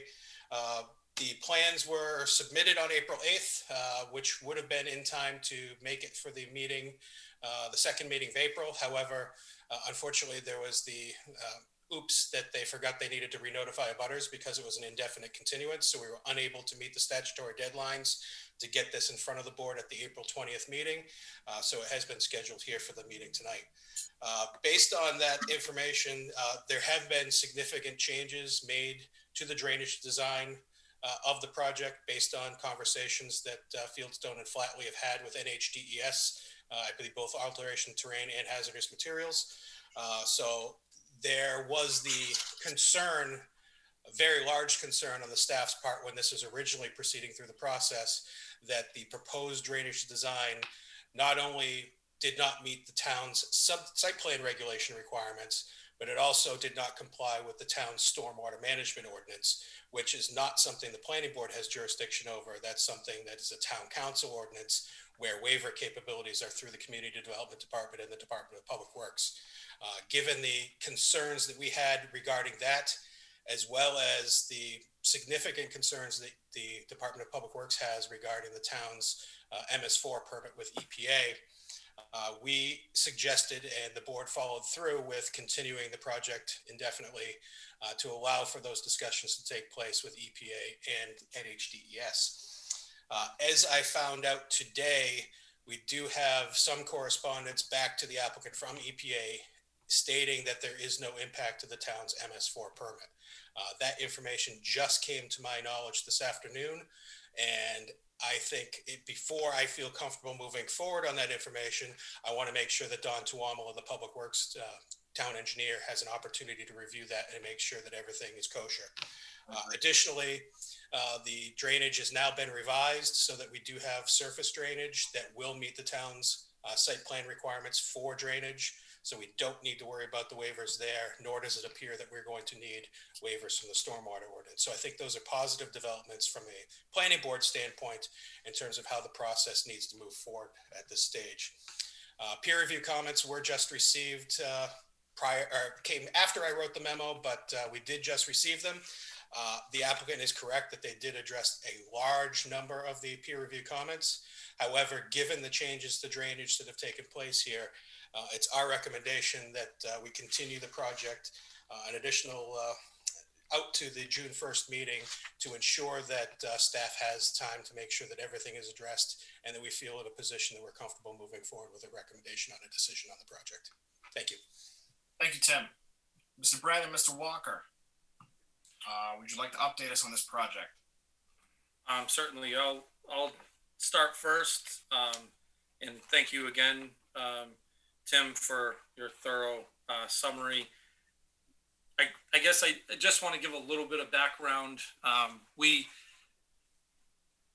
continued this project indefinitely, partially because there was so many parties really involved in the review, and there was just a lot of discussion that needed to take place relative to the stormwater and what the best design is for the site.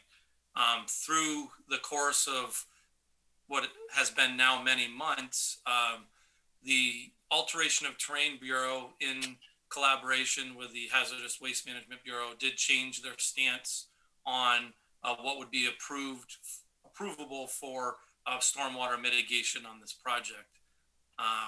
They still don't want us and are not allowing us to model infiltration on site, but they modified their decision to allow us to use a handful of best management practices that allowed for open drainage, like an open basin.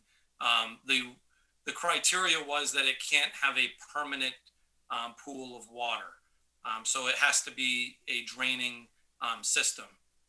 And so what that allowed us to do is to redesign the site and meet the local stormwater requirements. And what I mean by that is we're meeting not only the treatment of the quality of the stormwater from a runoff standpoint that's required per your regulations, but we're also meeting the quantity mitigation or the quantitative mitigation, meaning that we're meeting pre and post conditions runoff from the site. So the proposed conditions essentially matches the existing conditions during those design events. And that's been, we've made revisions to the plans, we made revisions to the stormwater management report, and we ultimately submitted that to the town. In turn, that was submitted to Fuss and O'Neill, who's the town's consultant. They did review the revised plans. The letter that we just received from them on May 3rd showed that we've substantially addressed all of their comments, and really the comments that are remaining are very minor in nature. So, and specifically the stormwater comments have essentially all been addressed with some very minor comments. So we're happy to report that. So we will not be needing the stormwater management waivers. So we will be withdrawing those from, this application, and as they're no longer needed. With that said, we still had the stormwater or the EPA MS4 criteria that we were trying to resolve. So through some efforts in talking with EPA, we were able to get a correspondence from Thelma Murphy. Her title is, she's the Chief Water Permits Branch, I believe, manager. But she issued an email to us documenting that as long as this is a private site and we're discharging to a water body and not to the town's MS4 system, which is basically the town's drainage system, then this project would not fall under the town's MS4 permit. And that was a great concern that was raised by DPW. Certainly understand that. And I do agree with Tim. I mean, a lot of this information has come in really at the last minute and does require a review from DPW. So we're not before you tonight looking for a conditional approval. We're really here to share the updates, to share the progress, and to hopefully get some feedback on the two waivers that we do have currently in the application. And those waivers came from Fuss and O'Neill's first review, and they pertain to a lighting waiver and a survey waiver for locating all trees over 15 inches in diameter on the property. So, I mean, that's really just a brief summary. We haven't made any changes to the layout, haven't made any changes to the parking.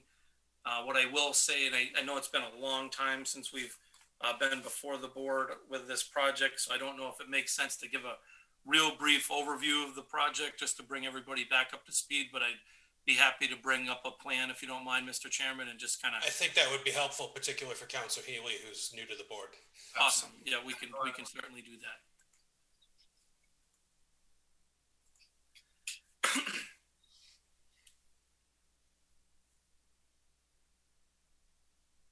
Can everybody see this plan? Mm-hmm.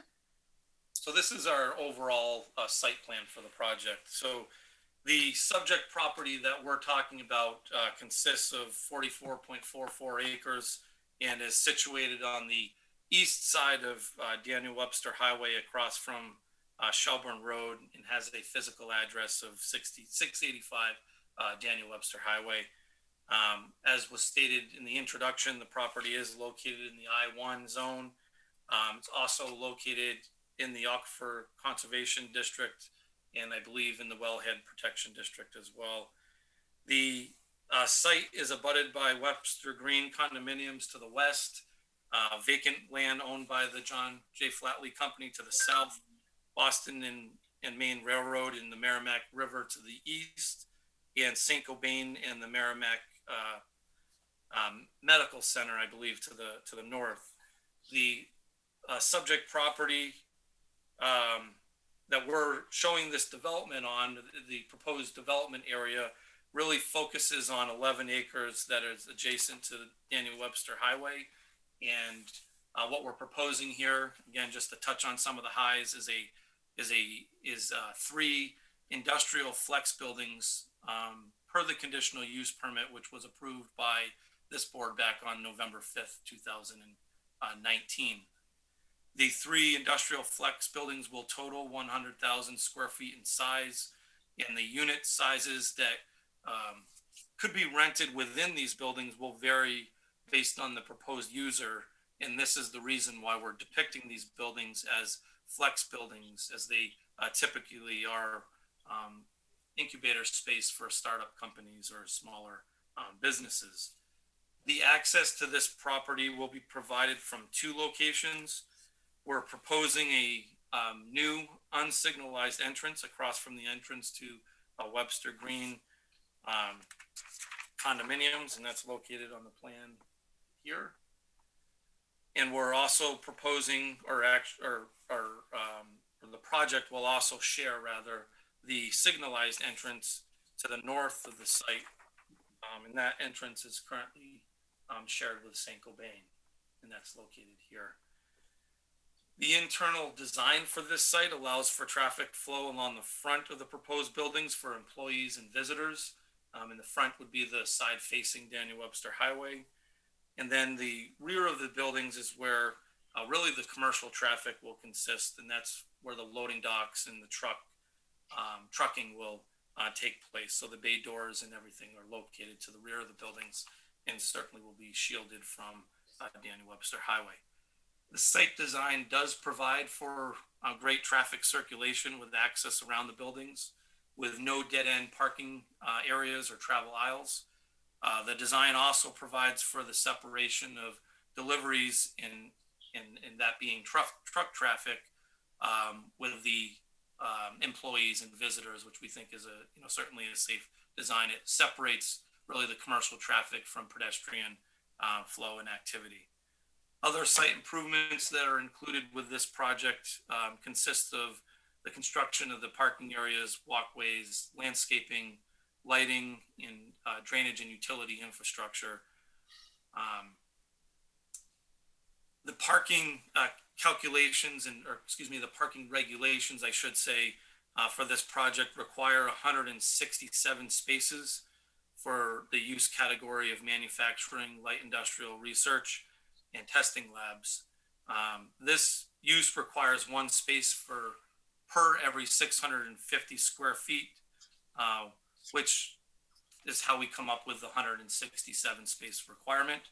The site has been designed to accommodate 169 spaces, but as we've done in past projects, especially with the John J. Flatley Company, is we are proposing that a number of the parking spaces be considered for future parking. And the reason why we're doing that is we think 167 spaces would be excessive. So we have 56 spaces along Daniel Webster Highway, and I'll just zoom in here real quick, that we're proposing for future parking if and when needed. And so they're part of the design, they're part of the stormwater, they're included with this approval, but they'll only be constructed as needed. And so what that'll result in is just some additional landscaping and green space along the corridor between the development and Daniel Webster Highway with this project. The site design also incorporates pedestrian access through walkways and sidewalks. That's certainly something that was of great concern during the conditional use permit process, so that's been carried forward with this site plan submission. And the project will be serviced by municipal sewer, and we are currently working through, we're working with Merrimack Village District on the water connection for this project as well. The traffic design has been submitted for this project. There are some off-site improvements that we're anticipating, and certainly Giles Ham with Vanessa and Associates is with us this evening, so he could answer any questions relative to that. Certainly the permits for this project are in process. We have to get an alteration of terrain permit, New Hampshire Department of Transportation permit for the new curb cut and any of the off-site improvements. We also need a sewer discharge permit because the anticipated design flows for this project will exceed 5,000 gallons. So those permits are pending. And as I stated, since I think the last time we were before you was in October of 2020. And since that meeting where we continued this project indefinitely, we've spent a great deal of time meeting and reviewing the project with EPA, various departments at the New Hampshire Department of Environmental Services, certainly staff in Merrimack, and also we've been working with the Merrimack Village District through meetings and conversations. So we think we've made great strides with this project. We've addressed, again, the stormwater management design, and we hope that the Department of Public Works will be happy with the correspondence that we recently shared from EPA. With that said, Mr. Chairman, I'd be happy to try to answer any questions that the board may have at this time, or we can certainly go on and discuss the waivers that we are hoping that the board will take action on this evening. Before we get to the waivers, does any member of the board have any questions pertaining to this project before we head into that? Go ahead, Nelson. Just a quickie. Chad, can you give us kind of an overview of the drainage, the solution to the drainage problem? What's the ultimate outfall here, and how is it collected, and where does it go from here? Absolutely. Thank you very much for asking. I should have touched on that. Bring the plan back up.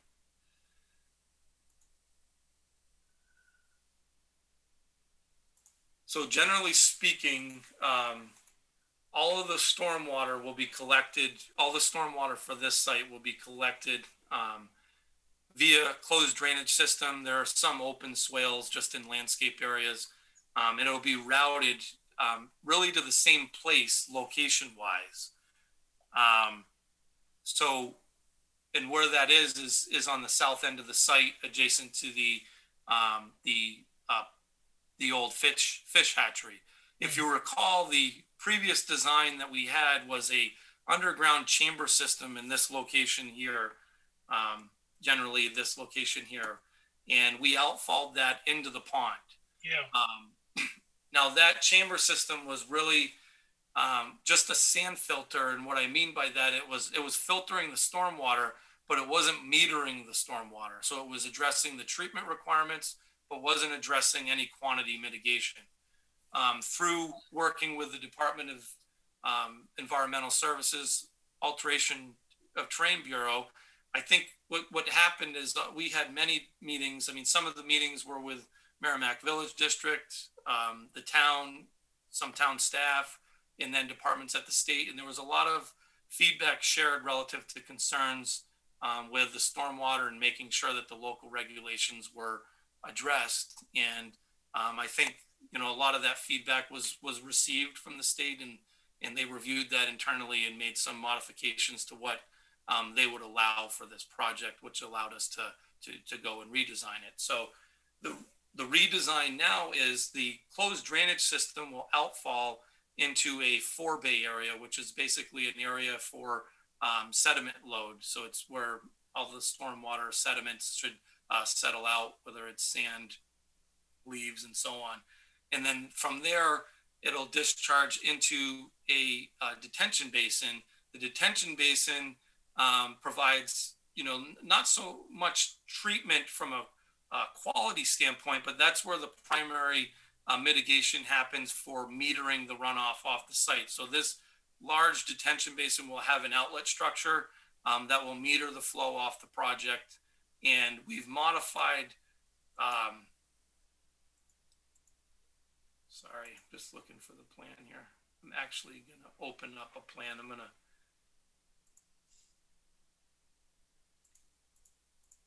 We modified the outfall location based on feedback that we received from the Alteration of Terrain Bureau as well when they reviewed that initial design, to be downstream of this existing pond, primarily because this is actually a dam, and the outlet structure for this would have had to have been modified to address the increase in flow. To address the potential for increase in flow. And That's not because we're going to be contributing additional flow. It's primarily because this structure is slightly undersized under today's standards. So rather than revisiting that and really having an environmental impact in this area, Fish and Game and the Alteration and Terrain Bureau felt that a better design would be for us to outfall the stormwater further downstream on the other side of this system. So that's what we're doing here. So this detention basin will outfall through an outlet structure into a treatment swale on the south side, and then ultimately that treatment swale will discharge the stormwater into the Dumpling Brook eventually, and then from there it heads south to the Merrimack River. So this system meets local and state treatment criteria. As you can tell, it's a pretty substantial modification to the prior design. Generally speaking, on site, it's the same. We're capturing everything through the same closed drainage system and same conveyance system, if you will. So that's a summary, Nelson. I hope that answers. That's good. I'm glad to see that. And now there's a walking path that has to cross that, right? Part of the sidewalk system comes through there. It looks like from the outfall of your detention basin. Oops. Yeah. Outfall. Right. You're close. Keep going. There. You're crossing it there. Yeah. There's an existing road that comes through there. Yeah. And we are, and I'm sorry, I'm hopping around here. I'm going to go back to that plan that I just had up.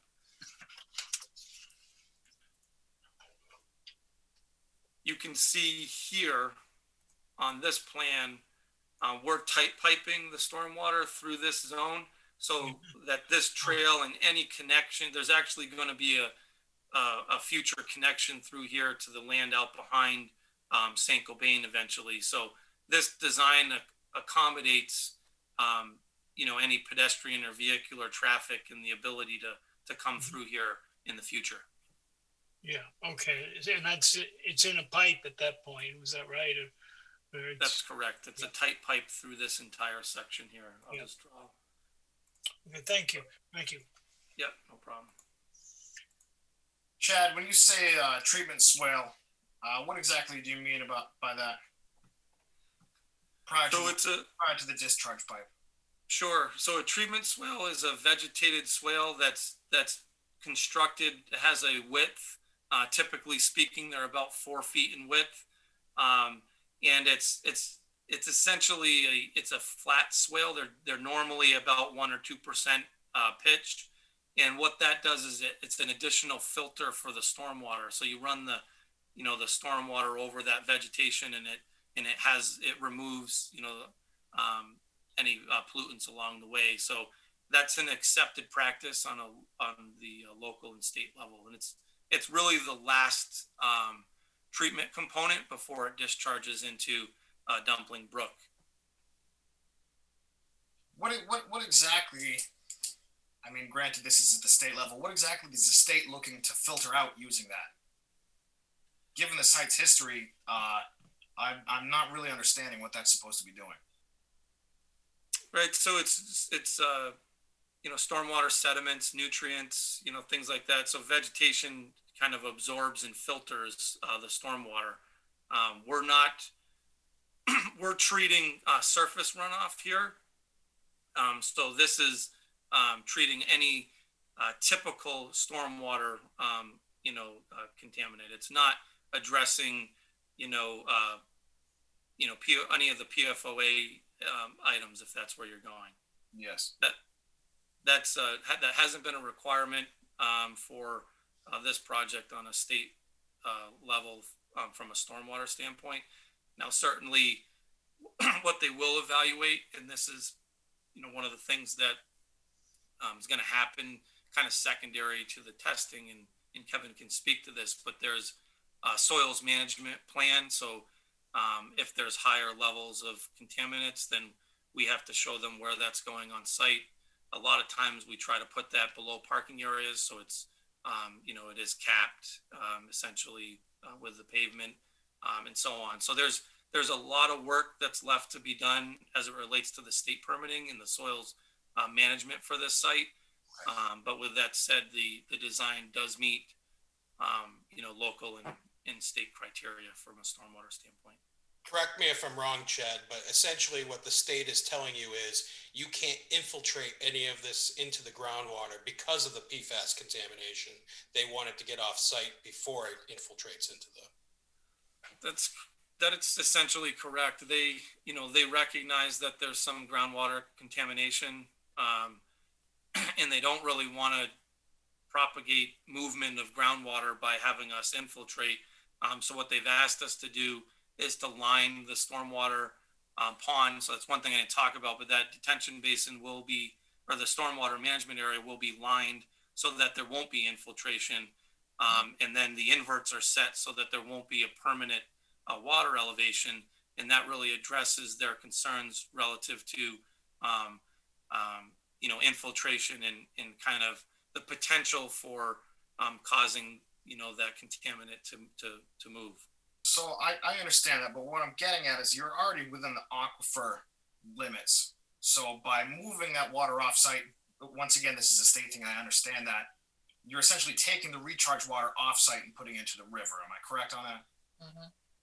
Well, we're not really changing any of the dynamics, right? So we're metering the flows from a pre and post situation. So the existing runoff, the rate of runoff to Dumpling Brook will be the same as the proposed runoff to Dumpling Brook.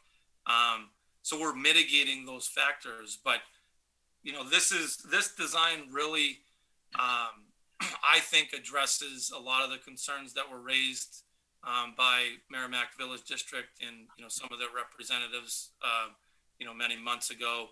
I think that some of the statements that they made in some meetings may have been compelling to the state, and might have been part of the reason why the state changed their stance on what we can do. Now, I think it's important to understand that we've been given a limited toolbox on what we can do to design the stormwater for this site. So we don't have the ability to propose an infiltration basin. And those standards exist for properties throughout the state. Any property that has, a contaminated groundwater, the state does not allow infiltration systems. We've dealt with this in many locations across New Hampshire. So we work, we go through a process similar to what's happened with this one, where we work collaboratively with the state. We come up with a design that best meets the conditions of the site, the underlying conditions of the site. And, quite honestly, we rely a lot on their expertise. I mean, they're involving engineers from the, Hazardous Waste Management Bureau, geotechnical engineers, and certainly we're coming in as, a civil site engineer.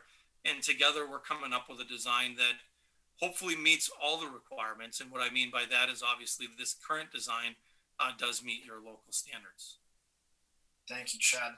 And one more, just for full transparency, I am an MVD commissioner. I have taken myself out of all the discussions involving any of these projects. Have you been meeting with Ron, or are you waiting to meet with him after you're done dealing with the state? We haven't, and correct me if I'm wrong, Kevin, but I don't believe we've met with Ron recently. A lot of these details have really haven't come up, but they've been resolved in the recent, past. So we have to kind of circle back and meet with Ron and address, any. I can interject slightly. If you look at my memo on page 3, proposed condition number 11, we just received a letter last week that said that they want to meet further with the applicant and NVD to talk about the design. Yeah, I can speak on that too. Again, Kevin Walker from the John Flatley Company. I just got an email from Ron today, actually, wanting to set up a meeting. I had sent a good handful of stuff to him a few weeks ago, wanting to hash it over, which apparently he's done. So we'd like to I think he just wants to meet just informally to start and then get in front of the board. Part of the stuff we're going to be discussing is obviously the stuff we're discussing now. And as we mentioned earlier, we're at the point where we're designing a good chunk of this site at this point with the, the other warehouse on the north end and a roadway for the backside of St. Cobain, that I wanted to get the parameters of what MVD is going to be looking for water main wise throughout the site, because as we're designing the front, I want to be able to feed the rest of the site off of the front. So we're going to be discussing obviously this site and then hopefully get in front of the board within the next few weeks, and as well as the remainder of the entire 150 acres. So Thank you, Kevin. And just once again, just for the public, Ron Miner is I asked that. Ron Miner is the superintendent of the Merrimack Village District, just so everybody knows who we're talking about. Does anybody else on the board have any other questions? Nobody? I know we're not, we're most likely going to be continuing this, but I'm sure there are members of the public that would like to, Councilor Healy, go ahead. Yeah, I was just wondering, are we going to be able to get copies of the documents that are coming in from the EPA and DES to the members of the board so that we are aware of, what the actual correspondence is? So we have the rest of the picture. Tim? I fully expect it will be including that in the next packet that is coming forward through. Thank you so much. Like I said, the EPA information came in to me after I had left for the day, and I just got it on my phone. That's the only reason I knew it happened. Yep. No, it's great that they finally got in. So. Thank you, Tim. Thank you, Barbara. Any other comments before we go to the public session? No comments, so we're going to open up the public hearing. If any member of the public has any input on this project, please raise your hand. And I already have a hand raised. The phone number ending in 110. Please unmute yourself. Tell us who you are and your address, please. Phone number ending in 110. Yep, sorry, just had to unmute myself. That's fine. Go ahead. My name is Ashley Tenhave. I am at 75 Shelburne Road in Merrimack over at Webster Green. We are one of the abutters to this site. And honestly, I need to say that to echo Kevin's sentiments for the last meeting, I'm getting kind of disgusted by the fact that we have to keep saying the same things over and over again. They're trying to put an entrance directly across the street from the entrance to our community. It takes 20 minutes at times to take a left-hand turn out of our community. We are trapped. We are prisoners at times in our own condo community because we already can't get out. And now we're going to be fighting 18-wheelers trying to take a left-hand turn into that property, trying to take a left or a right-hand turn out of that property, as well as all of the other traffic that is coming in and out of that property. And I understand that they're doing a left-hand turn lane coming south, but that's not going to mitigate it. We have a left-hand turn lane coming north to get into our community, and we get stuck there oftentimes as well. We also have a school bus stop right there. It's maybe 10, 15 feet from the entrance to our community. So now we're going to have our children also at risk with traffic trying to go around other traffic, traffic possibly trying to go around a school bus that stopped, which I understand they have stop signs, but my son's bus has already been hit twice, and that's concerning to me. We have asked multiple times for Flatley to take a look at where that entrance is and consider moving it. And I'm honestly getting really disgusted by the fact that it hasn't been addressed and that I'm having to say this again. And then that's why I'm going to ask this planning board to please do your job, protect these citizens, protect our children, allow us to be able to get out of our small condo community and out into our town. Thank you. Thank you, Ms. Tenhave. Any other members of the public that wish to speak?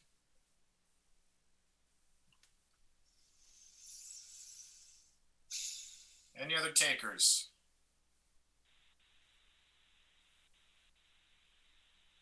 I saw one go up. I have a number ending in 447.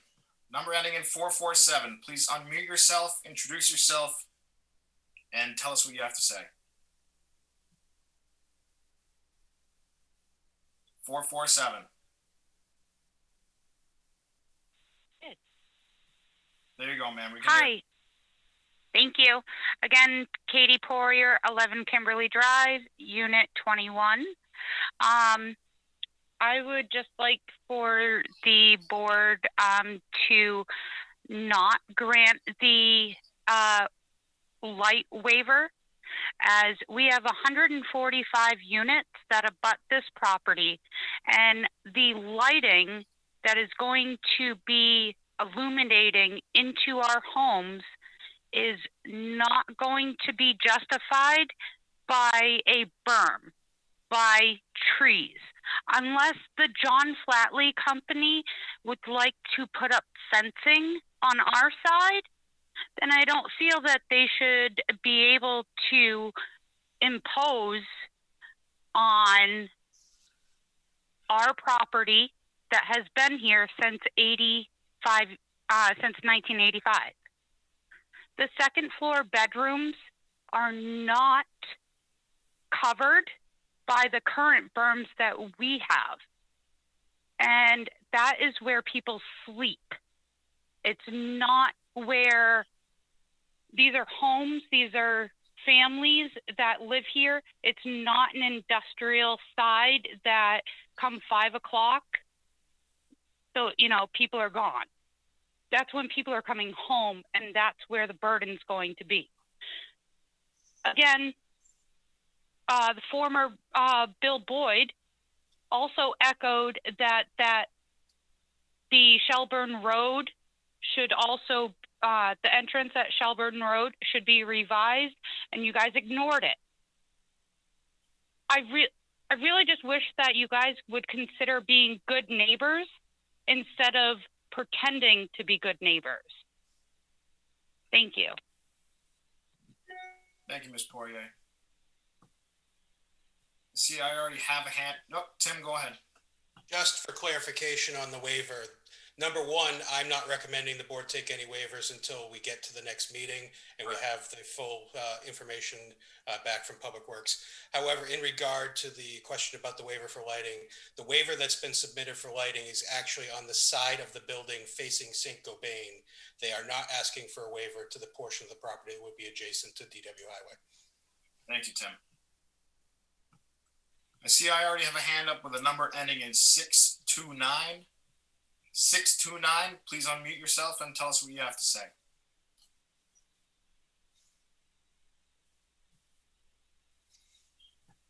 Phone number 629. Good evening. Evening. Can you tell us who you are and what your address is, please? Yeah, my name is Kendall Smith. I am at 18 Kimberly Drive. Thank you, sir. And most of these are in the form of a question, so I'm not expecting an answer right away. And I think I already know the answer to this one based on Mr. Walker's comments from the previous agenda item.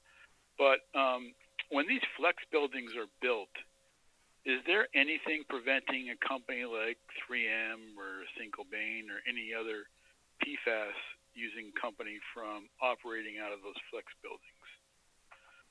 I will answer that immediately. From a zoning perspective, those are not considered light industrial uses and would not be permitted in those buildings. Well, that's interesting because Saint-Gobain is currently operating under those conditions in that. They predate the current zoning ordinance and the current conditional use permit. There are limits on the potential uses that are allowed in this development. Okay, thanks. Considering this on the site plan, who polices the snow storage location requirements that are called out? How do you know? As someone removing snow is going to do it in the quickest fashion, and how do we know that they're going to store snow in the locations that are called out on the site plan? Also, there's a note in there that requires the facility manager to receive and maintain the New Hampshire Green Snow Pro certification. I'm pretty sure the facility manager is not going to be doing any snow removal. So I would ask that note gets revised to read that anyone conducting snow removal operations has to receive and maintain a New Hampshire Green Snow Pro certification. Concerning the flex space, 10 years down the road, who ensures that companies going into that flex space will be meeting the requirements of Industrial 1? I know that early on there would be probably a lot of focus on these buildings, but 10 years down the road, who makes sure that the occupants are still meeting those requirements? And, that's another one I can answer relatively easily. Anytime a tenant changes in a non-residential building, there is a requirement to go through a tenant change process with my department and the building department, in which we ensure that the uses remain permitted. Great, thanks very much. And lastly, relative to traffic, and this kind of piggybacks between this agenda item and the previous one, but and it was mentioned in the previous agenda item, but I just have a hard time believing that some of these numbers that I'm seeing relative to the number of trips. I know that in the past, or I've read in the past, that I think it was members of the board were concerned that what was performed relative to traffic was an analysis, but what was required was a study. Analysis, yes, you can go in a book and pull a number out of a table, that's fine. Whether it's applicable to this situation or not, I highly doubt, because I just cannot believe, and I know that previous people had mentioned that prior to the pandemic, I can tell you, living here now and now being retired and being able to witness it myself, in the mornings and in the evenings, the traffic backed up past Webster Green condominiums, which would put the Bedford Road DW Highway in a level of service of F. So I just can't believe that adding this facility and the additional residential ones is going to make that any better. And I guess that's all I had. Thanks very much for your time. Bye. Thank you, Mr. Smith. I see I have another hand up with a phone number ending in 789. Phone number ending in 789. Please unmute yourself, tell us who you are, and offer testimony. Hi, it's Catherine Hodge, 44 Belmont Drive here in Merrimack. I just have a question either for Chad or Kevin about a statement that they made earlier.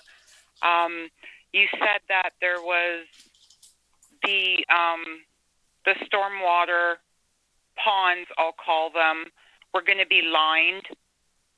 Do you know what they're going to be lined with to make sure that there is no infiltration into the groundwater system? Ms. Hodge, you can continue your testimony. We'll address that after the public statements are closed. Okay, I just wanted that answered, so thank you again. That's fine. Thank you very much. Do I have any other members of the public that wish to speak? Seeing no hands going up, I am going to close the public hearing. And Chad, just since that was the last one we heard, do you have an answer for the stormwater? Are they going to be lined with anything or what? Sure. So the state allows for either a polyethylene liner, which is a plastic liner, or the use of a clay material. And that's been done on many other sites, and really is a function of the contractors. Some contractors like using the plastic liner, and some like using the materials. So we will often work with the state on, specifications for approving materials in what meets their qualifications. Would you guys like to offer either yourself or Mr. Walker any other comment regarding any other of the comments we received from the public? I know you already addressed the light waiver, Tim. You addressed the control over the tenants. This one is for Tim, actually. I noticed the Green Snow Pro. I know that's a common thing we have on our plans. Could you address that? That's a regulatory requirement that it will be noted on the plans, and I, again, did not go into a full-blown review of this plan, knowing that we were going to be going through a further review of this before the next meeting. The note basically requires that whoever is doing the snow removal on the site must be either Green Snow Pro certified or an equivalent. That's part of our regulations now. Yes, that is something we see on almost all the plans we have.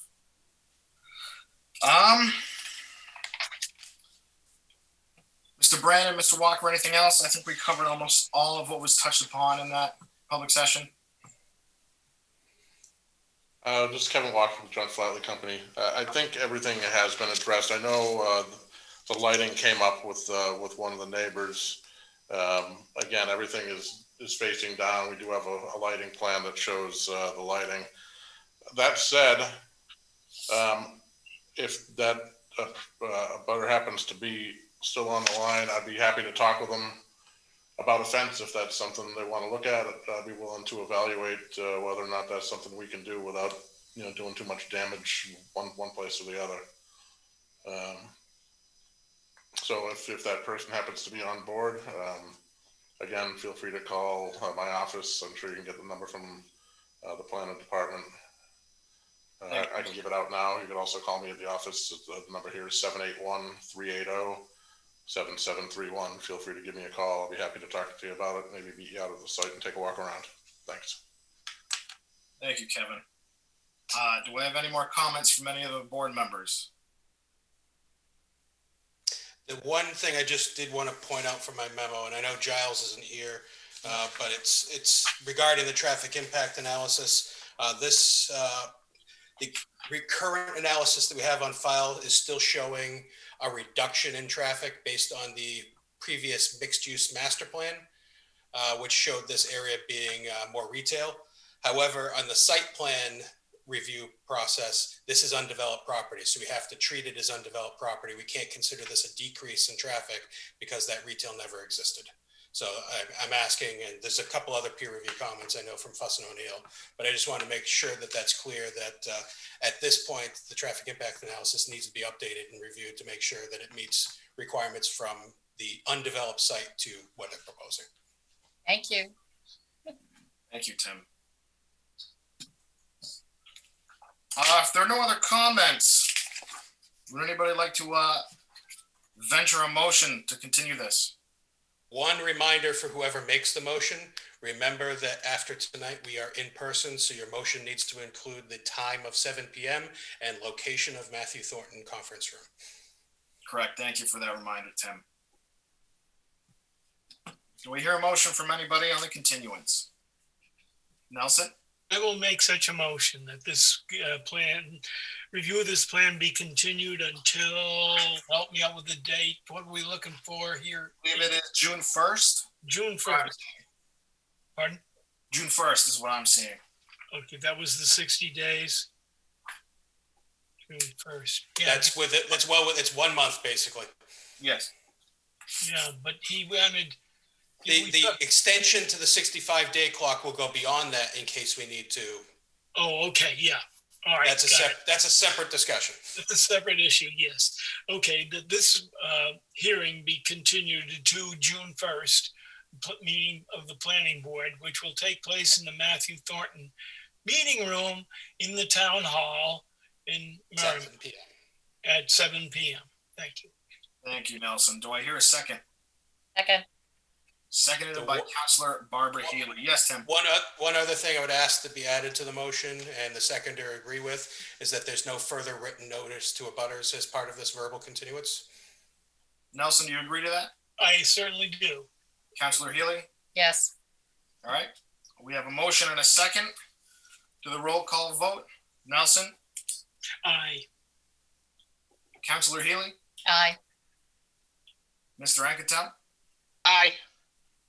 And myself votes aye as well. That's 4-0-0 to continue this item to June 1st. Thank you for your time. Further question, Mr. Chair. Yes, Councilor Healy. Were there any written notifications, emails, letters, anything that need to be added to the testimony? Nothing that hadn't already been presented at the previous meeting. Okay, good. Yes.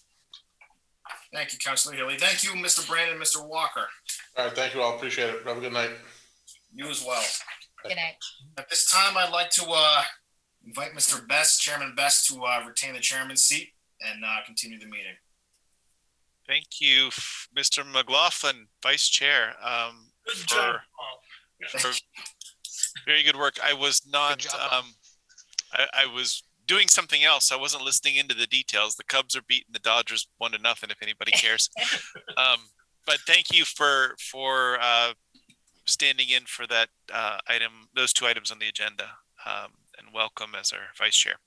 Item 6 on our agenda is discussion and possible action regarding other items of concern. I'm not currently aware of any that I would bring. Does anyone else have any items that they would bring to the board's attention? Just our need of membership, I guess. There you go. That's not a bad one to recommend and remind. I'm not sure who's watching us at 10 p.m. But yeah, by the number of squares currently on the screen, it should be. Yeah, there should be more people on the squares. That's absolutely right. So if anybody's interested in service on this board or any other board, there are opportunities available on virtually any board for the town. You can find that information on the town's website at merrimacknh.gov or calling the town manager's office. And if anybody has questions about land use boards, particularly the planning board, where we have 2 vacant full members and 2 vacant alternate positions, please feel free to give myself or any member of my staff a call.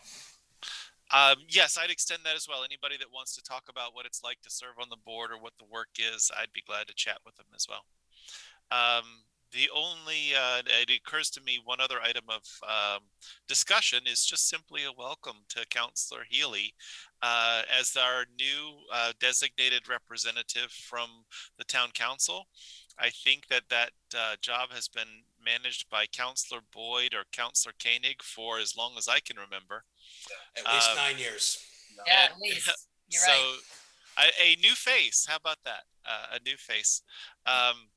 I think that Finley Rothaus had occasionally stepped in as well, but very rarely. But anyway, welcome and glad to work with you. I look forward to it. Welcome. Well, thank you for that. Yes, and that same invitation is always welcome from my department. Anytime you have questions, you want to talk about process, procedures, anybody, myself, Robert, Casey, we're more than willing to help out. Well, thank you for that. I may take you up on that too. I hope you will. Yeah, and the opportunity to meet, the folks in the office as well. Absolutely.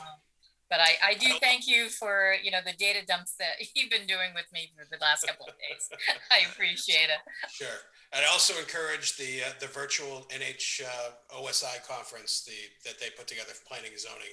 It's a really great tutorial for those that are on boards. I've spoken at them in the past and done presentations, and they do a nice job of getting new members oriented for what their responsibilities are. Great. Thank you. That's a good mention, and also for anybody else that's out there that may be interested in the boards, know that you don't have to just have a couple of conversations and then get thrown to the wolves. There is orientation and training and written materials and other things that'll support you with that. So come sign up, fill up some of these chairs. That's right. Okay, I have no other discussion items. If nobody else has any, item 7 on our agenda is the approval of 2 sets of minutes. The first is April 6th, 2021. What say you? Mr. Chair, I'd like to move that we approve the minutes as is. Motion to approve the minutes of April 6th as printed. Is there a second? I will second that. Second by Nelson Disco. Discussion. Let's do a roll call vote. Councilor Healy. Abstain. Neil Anketell. Abstain. Paul McLaughlin. How about aye? Nelson Disco. Aye. Bob Best votes aye as well. 3 yes, no no's, and 2 abstentions. That brings us to the minutes of April 20th, 2021. What say you? Mr. Chair, I'd like to move that we approve the minutes as is. Is there a second for the motion to approve the April 20th minutes as printed? Nelson Disco seconds the motion. Discussion? And then let's do a roll call vote. Counselor Healy. Abstain? Neil Anketel. Abstain. Paul McLaughlin. I vote aye. Nelson Disco. Aye. Bob Best votes aye as well. 3 votes yes, 2 abstentions. 302 for that. There being no other business on our agenda, it would entertain a motion to adjourn. So moved, Mr. Chair. Is there a second? Second? There is a second. Okay, that is not a debatable motion, so let's do a roll call vote. Counselor Healy. Aye. Neil Anketel. Aye. Paul McLaughlin. Vote aye. Nelson Disco. Aye. Bob Best votes aye as well. 500 to adjourn. We are adjourned. I will see you all in a couple of weeks. Okay. Thank you all for great work tonight. Merrimack TV is committed to our community. From gavel-to-gavel coverage of town and school board meetings to updates on town services and projects, we aim to keep you connected. Good morning. I'm Kyle Fox, Public Works Director for the town of Merrimack. Hi, I'm Diane Trippett. I'm the town clerk tax collector for the town of Merrimack. I'm Captain Matt Tarleton with the Merrimack, New Hampshire Police Department. And keep the public informed of every motion. All those in favor signify by saying aye. Aye. And many moments, so you can be confident that we're here for you. Thanks for watching. Stay connected. Follow Merrimack TV on Facebook.